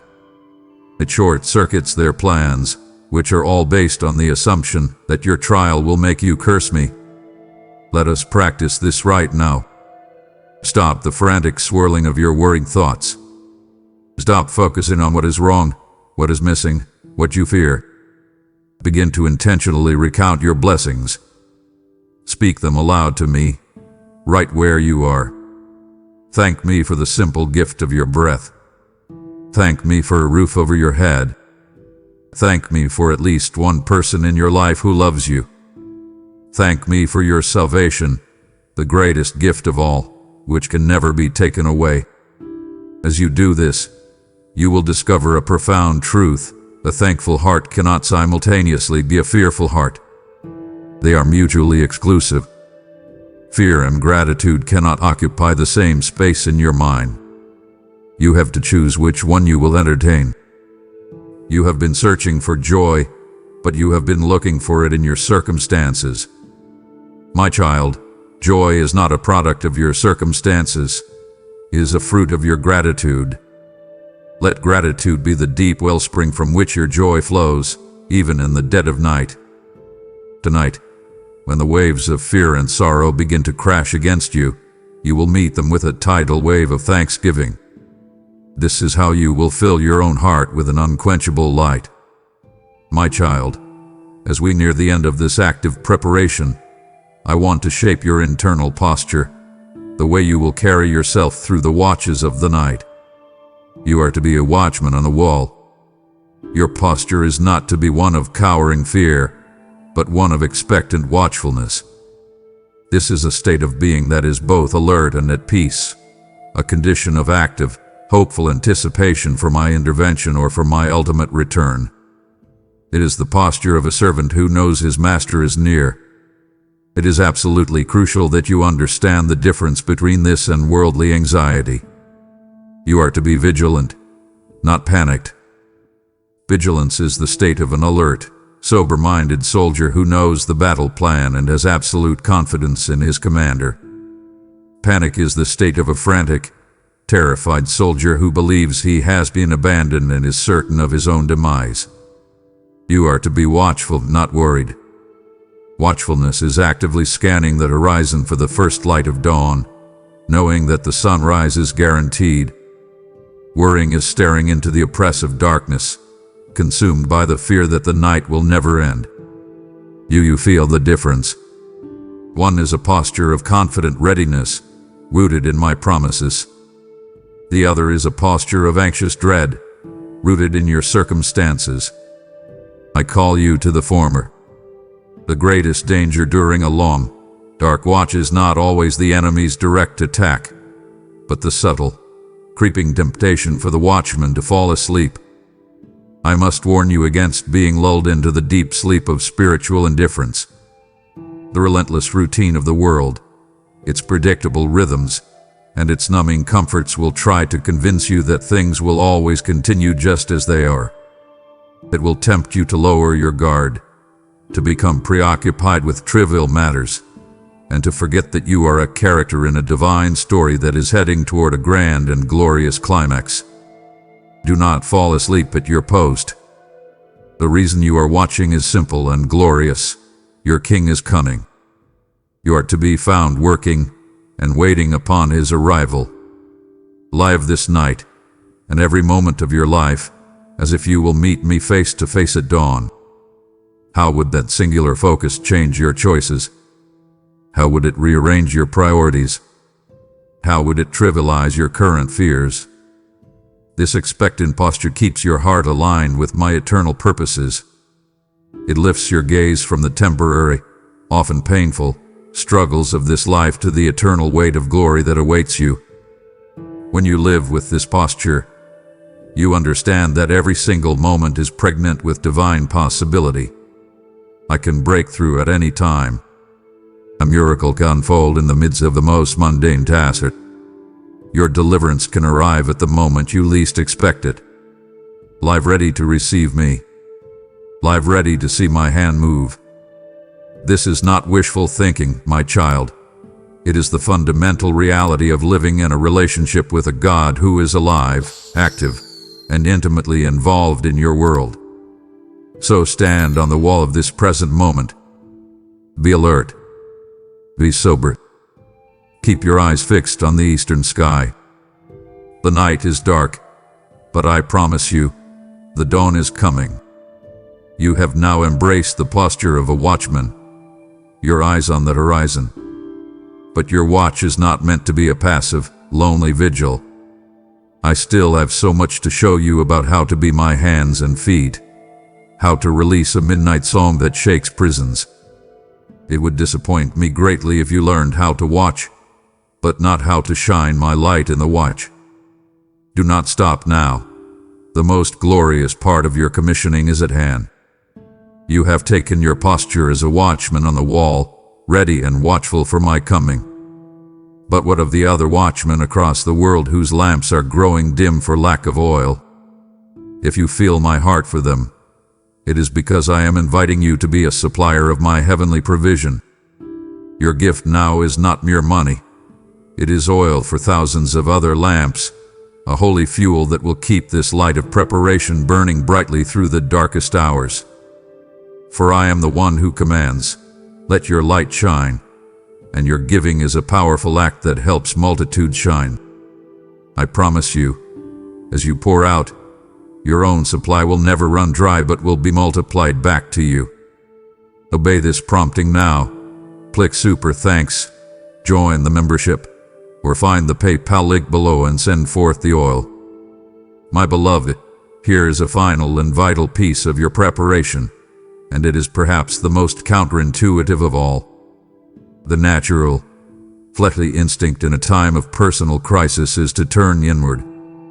It is to focus exclusively on your own needs, your own fears, your own pain, and your own survival. The world teaches you to look out for number one. But I am calling you to do the absolute opposite. You will complete your preparation for the night by intentionally putting on the mantle of compassionate service and looking to the needs of others. This is my secret antidote to fear. A heart that is genuinely focused on serving others, on easing another's burden, has very little room left for self-pity or paralyzing fear. When you are actively listening to a friend's pain, you are less consumed by your own. When you are working to bring a word of my encouragement to someone who is wavering, you will find my own encouragement settling upon your spirit. When you are praying for another's breakthrough, your own faith is mysteriously strengthened. Fear thrives in the fertile soil of self-preoccupation. Compassionate service to others uproots it and starves it of its power over you. I need you to be my hands and my feet in the world tonight. As you stand your watch, do not only look for the enemy, look for the wounded, who in your life is facing a darker night than you are, who is lonelier, who is more afraid, who needs a practical act of kindness, a simple meal, a word of affirmation, a listening ear. Your small acts of love are a radiant, blazing light in the encroaching darkness. They are a tangible demonstration of my love, a sermon preached not with eloquent words, but with humble, powerful deeds. They are a sign to the world, and a reminder to yourself, that my kingdom is one of love and self-sacrifice. I know what you may be thinking. I have no strength to give. My own well is dry. I have nothing to offer. But here is the divine paradox of my kingdom.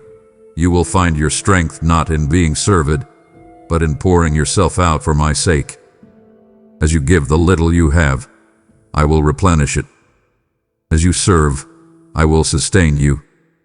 My power flows most freely not into a reservoir that hoards for itself, but through a conduit that allows my love to flow out to others.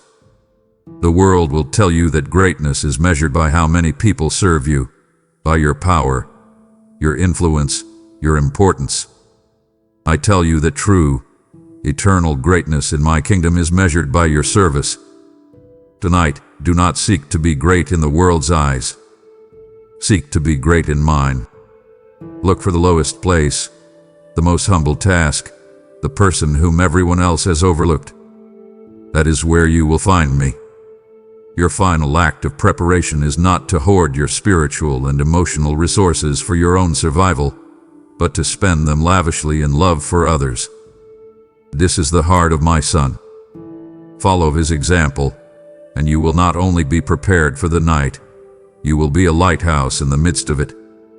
My child, now we must prepare for the deepest part of the night. We must prepare for the midnight hour.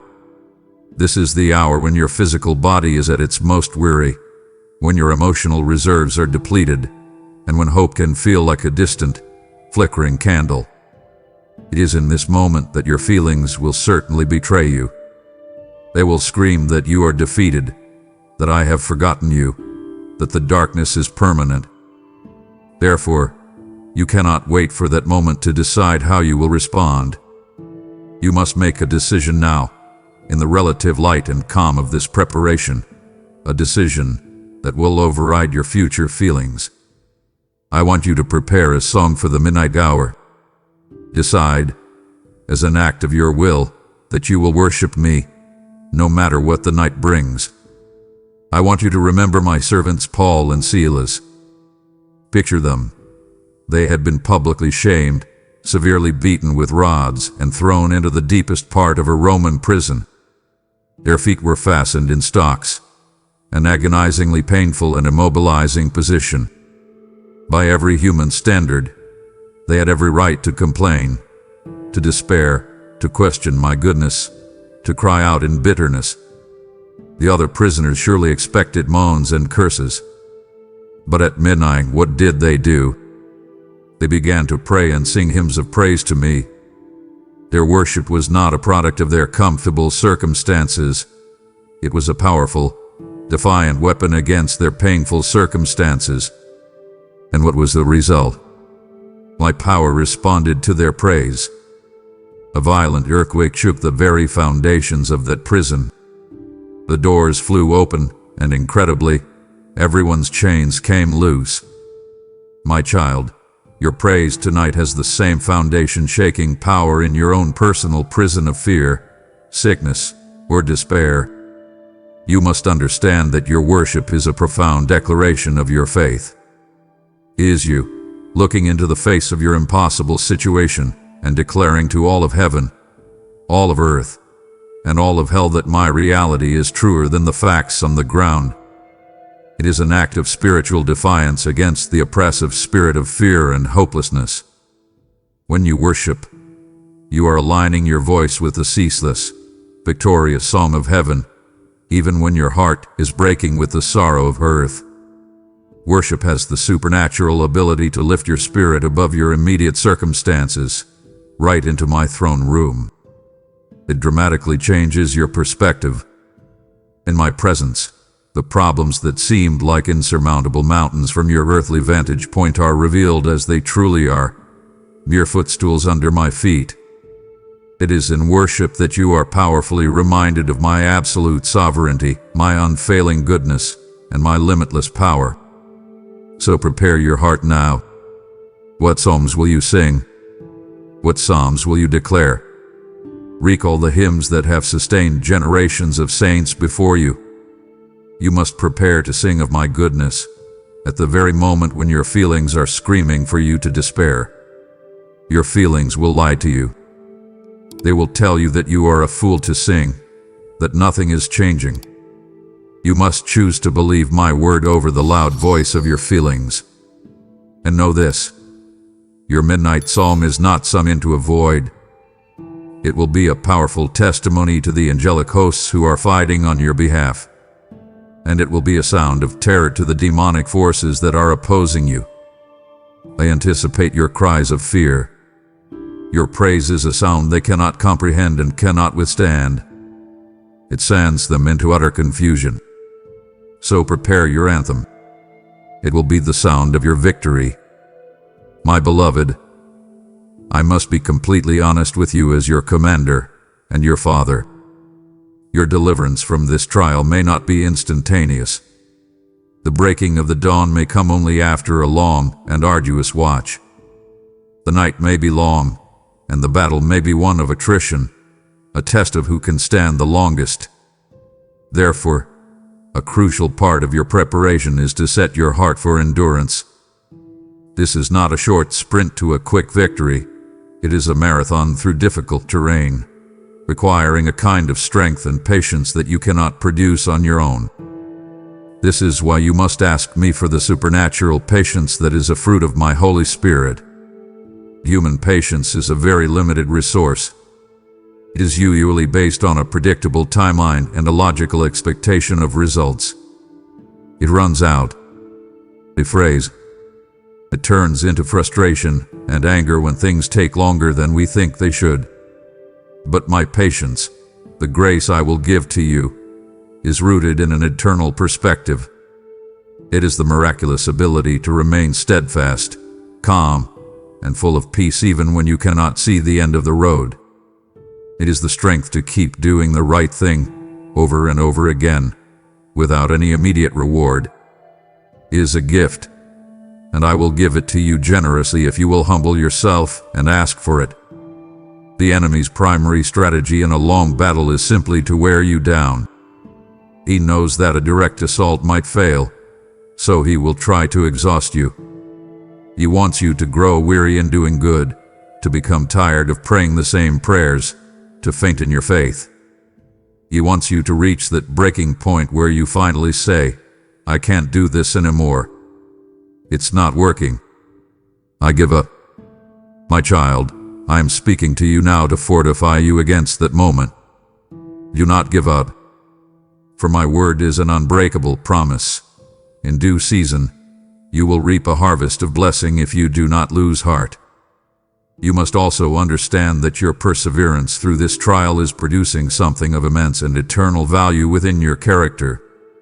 I am not wasting your pain. This pressure is forging you, burning away the impurities of your flesh, and making you more like my Son. It is producing a hope that does not disappoint, because it is a hope that has been tested in the fires of affliction and has proven that my faithfulness holds true. The trial is not just something you are going through. It is something that is working a profound transformation in you. And this will require you to trust my timing. This is perhaps the most difficult part of endurance. I am never early, and I am never late. I am always perfectly on time. Your desire for a quick fix is natural, but my desire is for a perfect work to be completed in you. I am orchestrating 1,000 unseen details in your life and in the lives of others connected to your situation. Trust that my clock is the right one. Let your hope be a quiet, deep, abiding confidence that I am who I say I am, and I will do what I have promised to do in my perfect time. So set your heart to endure. Ask for my patience. Remind yourself of the harvest that is surely coming, and trust my timing. You have the grace to stand until the morning. My precious child, we have spoken of armor and weapons, of vigilance and endurance. It all sounds like a great and exhausting work, a heavy burden to bear, and it would be if you were meant to do it all in your own strength. But now I want to reveal the deepest secret of all preparation, a divine paradox that your flesh will struggle to accept.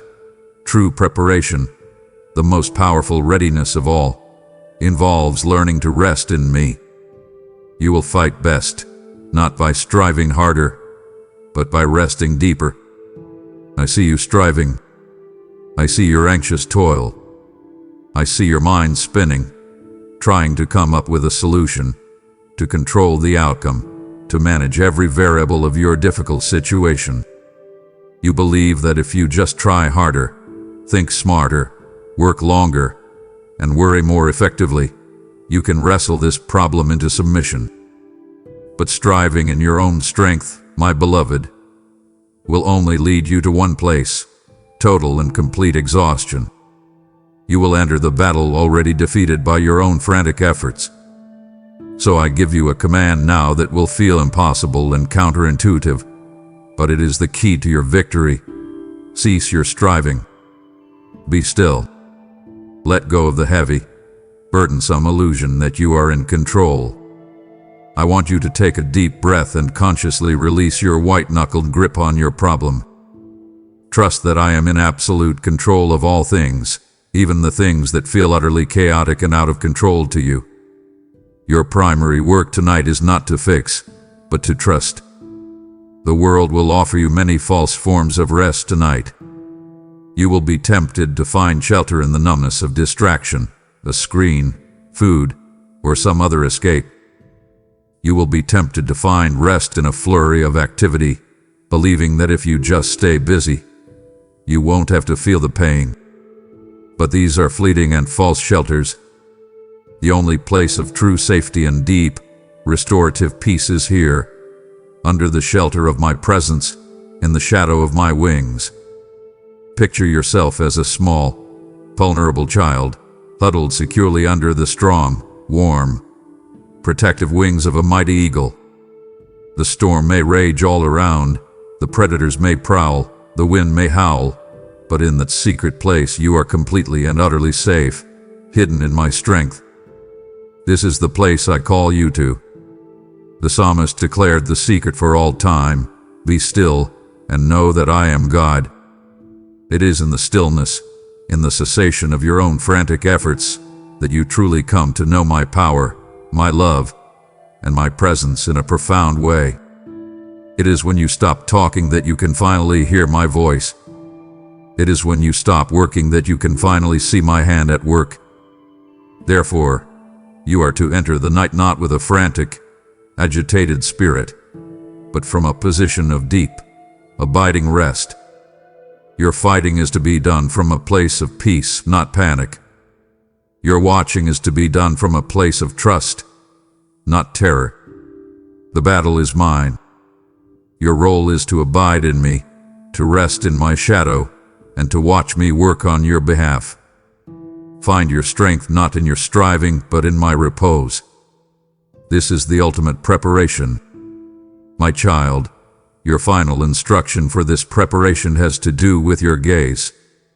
Where you choose to fix your eyes during the long, dark night will determine everything. It will determine your level of peace, your capacity for hope, and your ability to endure. If you stare unblinkingly into the oppressive darkness of your circumstances, you will be consumed by it. The darkness will fill your vision until it is all you can see. So I give you this command. With all the determination of your will, fix your eyes not on the darkness of the night, but on the certain and glorious promise of the morning. Hold this promise in your heart as the most fundamental truth of your existence. Weeping may endure for a night, but joy comes with the morning.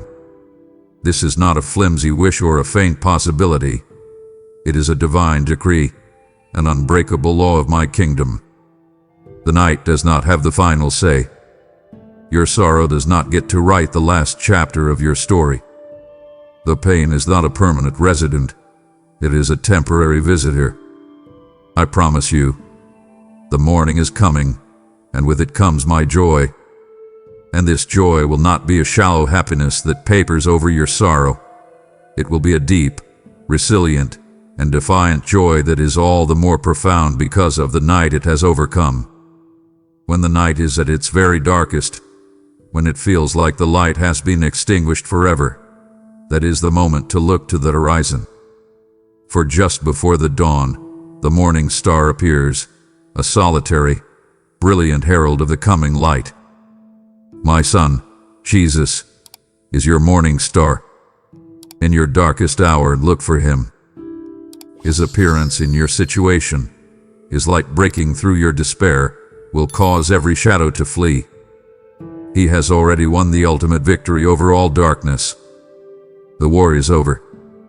The night you are experiencing is just the long, dark shadow cast by an already defeated enemy. You must see your present struggle from my eternal perspective. This darkness is temporary. This trial has an expiration date set by my own hand. This pain has a boundary. But my kingdom is eternal. My love for you is eternal. Your life in me is eternal. Do not allow a momentary, temporary struggle to obscure the eternal weight of glory that awaits you. This is why you must hold fast to the blessed hope of glory. This is not a flimsy optimism. It is the absolute certainty of a future that is secured by my power and sealed by my promise. This hope is the anchor for your soul that holds you steady through the violent storm, because you know with certainty that the storm will pass, but the harbor of my presence is sure and eternal. So see this night for what it truly is. The night is not the end of your story. It is merely the prelude to my glorious dawn. It is the dark, velvet backdrop against which the diamonds of my grace and my power will shine all the more brightly for the world to see. Every moment you endure, every prayer you whisper, every tear you cry is, in my economy, bringing the dawn one moment closer. Fix your eyes on the horizon. I promise you, the light is coming. You have seen the promise of the dawn, and this hope is your anchor. But my child, the darkest part of the night is still upon you. It would break my heart for you to be so focused on the morning that you forsake my presence, which is your only true safety through the night itself. The final, most crucial truth, the secret of my nearness, is yet to be spoken. Do not grieve my spirit by walking away incomplete. Stay, and let me finish what I have started in you.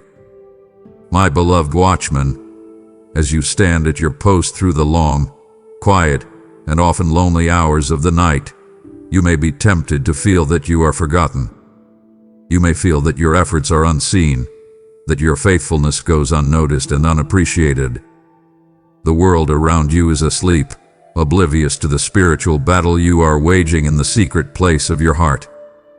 Even those closest to you may not fully understand the depth of the struggle you are in.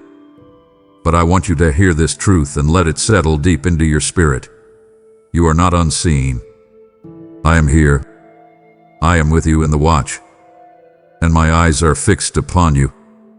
I see every prayer you whisper when you are too exhausted to form eloquent sentences. I see every time you choose to trust me when your heart is pounding with fear.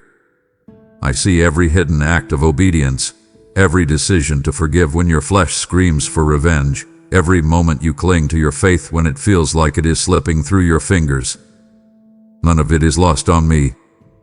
And because I see, I will reward. Do not ever believe the lie that your labor in me is fruitless or in vain. Every tear you cry out of a heart that longs for me is collected and treasured.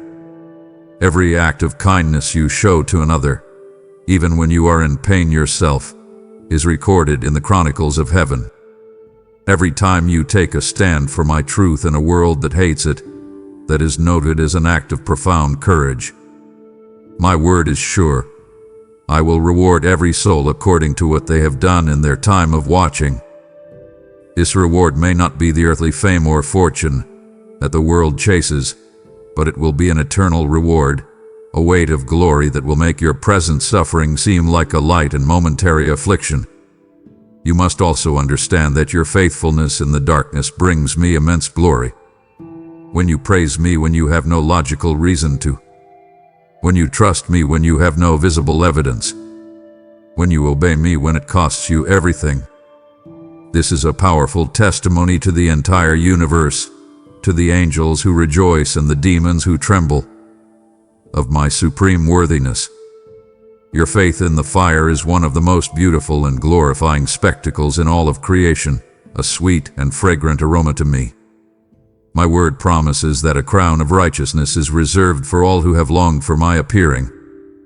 This is the specific reward for the watchman who did not fall asleep at his post, who did not abandon his duty, who faithfully scanned the horizon for the return of his king.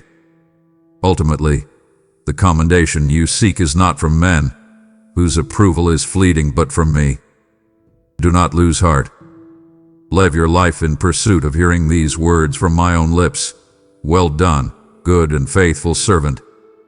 You were faithful with a few things. I will put you in charge of many things. Enter into the joy of your master. Let this promise be the fuel for your endurance. Your watch matters more than you can possibly imagine. It is a glorious and eternally significant work. Stand firm. Your faithfulness is seen, it is honored, and it will be rewarded beyond your wildest dreams. My child, as we come to the end of this time of preparation, I must reveal to you the heart of the matter. We have spoken of the belt of truth, the shield of faith, the helmet of salvation. We have talked of weapons, of watching, of enduring, and of resting. But I need you to understand that these are not items on a checklist that you must perfectly complete to earn my help. They are not a magic formula for a trouble-free night. All these things, the armor, the praise, the service, the remembrance, are merely tools, God-given means to an end. They are designed to help you achieve the one thing that is truly necessary for the coming watch. Your ultimate preparation, in its purest and most powerful form, is not a list of tasks you must accomplish. It is simply drawing near to me. Hold on to this promise as the bedrock of your soul, as the foundation upon which all other truths must stand. I am with you always. Let this sink deeper into your spirit than it ever has before. I am not a distant, detached God, observing your struggle from the safety of heaven. I am Emmanuel, which means God with you. I am in this room with you at this very moment. My presence fills the space around you. I will be with you in the deepest, darkest valley of the night ahead. My presence is your personal pillar of fire. Just as I guided my people through the terrifying and confusing wilderness with a visible, tangible flame, so my presence will be your light, your warmth, and your unerring guide when all other lights have gone out and a cold fear attempts to settle in your heart. Let my presence become your all-consuming reality. I want it to become more real and more substantial to you than your fear, more real than your pain, more real than the threatening circumstances that loom before you. Let my nearness be your profound comfort when your heart is breaking. I am the God of all comfort, and my presence is the healing balm for your wounded soul. Let my presence be your guide when you do not know which way to turn, when every path looks dark and dangerous. My spirit within you is your unerring, internal compass, and he will whisper, "This is the way, walk in it." Let my presence be the ultimate reality, the lens through which you interpret everything else. For I tell you a great secret: fear cannot coexist with a conscious awareness of my nearness. Fear absolutely thrives on the lie that you are alone, abandoned, and vulnerable. But when you become acutely, tangibly aware that the Creator of the universe, your loving Father, is standing with you, holding your hand, breathing with you, fear is exposed as a shadow and must flee. Shadows cannot exist in the presence of a consuming fire, and I am that fire. I have given you my sacred, unbreakable oath. I will never, ever leave you, nor will I forsake you. This promise is not dependent on your performance tonight. It is not contingent on you feeling brave or strong. It is based solely on my unchanging, faithful character. There is no depth you can sink to where I will not be with you. There is no darkness so profound that my love cannot penetrate it. So, your final and most important instruction is this: abide in me. Make your home in my presence. Let your thoughts continually return to me. Let your heart rest in me. If you do this, you will be more than ready for the night. You will be eternally and unshakably secure. Your safety is not ultimately in your armor. Your safety is in me. My child, our time of intimate preparation is now complete. Your armor is fastened. Your heart has been cleansed. Your mind is fortified with truth. Your spirit has found its position of rest in me. The watch is about to begin. Now, you must not take all this preparation and retreat into a defensive crouch, cowering in a corner and waiting for the onslaught. That is the posture of a victim. You are not a victim. Having prepared your heart in my presence, I now command you to stand up in quiet confidence and go forth into the night that awaits you. As you step out, you must remember who you are. You are a child of the light and of the day. You were born from above, and my own light dwells within you. You do not belong to the darkness. Therefore, the darkness has no ultimate claim on you, no true authority over you. It may surround you. It may threaten you. It will certainly lie to you, but it cannot own you. You are mine. The light that you carry is my own, and the darkness can rage against it, but it can never, ever extinguish it. You must also understand that your preparation is your commission. I have not equipped you so magnificently just for your own survival. I have equipped you to be a beacon of hope for others. Every piece of armor you wear, every truth you hold in your heart, is not just for you. It is for the sake of those around you who are stumbling in this same night without any armor, without any light, without any hope at all. Your calm in the midst of this storm will be a startling testimony. Your inexplicable hope in the face of despair will be a lifeline that you can offer to someone else who is drowning. Take the peace I have given you in this quiet place and carry it like a precious, glowing lantern out into the world's chaos. Do not guard it selfishly. Carry openly. Do not let the world's panic infect and extinguish your peace. Instead, let your peace begin to push back against the world's panic. Be my agent of calm in your home. Be my ambassador of peace in your workplace. In every interaction you have through the long hours of this night, be a minister of my grace. And as you go, keep the ultimate perspective in your mind, live this night as if you will meet your king at dawn. This focus changes everything. It purifies your motives. It simplifies your decisions. It reorders your priorities. Live in such a way that if my son returns for you before the sun rises, you will be found faithfully at your post, with your lamp trimmed and burning brightly, eagerly awaiting his arrival. Therefore, step into the watches of this night, not as a victim bracing for defeat, not as an orphan struggling to survive alone. You will step into this night as a beloved child of the King, as a well-equipped warrior, as a victor in me. The battle ahead is real, but the outcome of the war has already been eternally decided on a hill called Calvary. You are on the winning side. You fight from a position of a victory that was secured for you 2,000 years ago. To hold your head high. Let my profound peace settle your heart. Let my resurrection strength flow through your limbs. The night is here, but the morning is already beckoning. Go forth. I have now commissioned you to go forth as a victor. Your first act of obedience, your first step into this commissioning, begins now.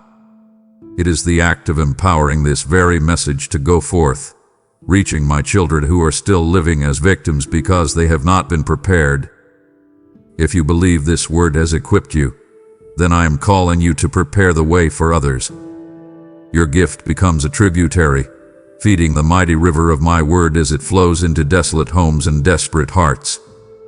By giving, you send this word on your behalf, fulfilling the command to carry my truth to the ends of the earth. As you release this provision, I will release my provision over your own house. Step into your commissioning, click Super Thanks, become a member, or use the PayPal link in the description and send me before you now. My child, do not let this word remain a mere echo in your ears. Your preparation is an invitation, and your declaration is the lighting of your lamp. I call you now to make your stand before heaven and earth. Go to the space below and write with unwavering faith, "I'm ready for tonight." This is more than a comment. It is your enlistment in the watch. I will see your name, and I will honor your stand. Amen. If you believe in me, your Heavenly Father, then like this video and leave a heartfelt amen in the comments. If you want to stay closer to me, then subscribe to this channel.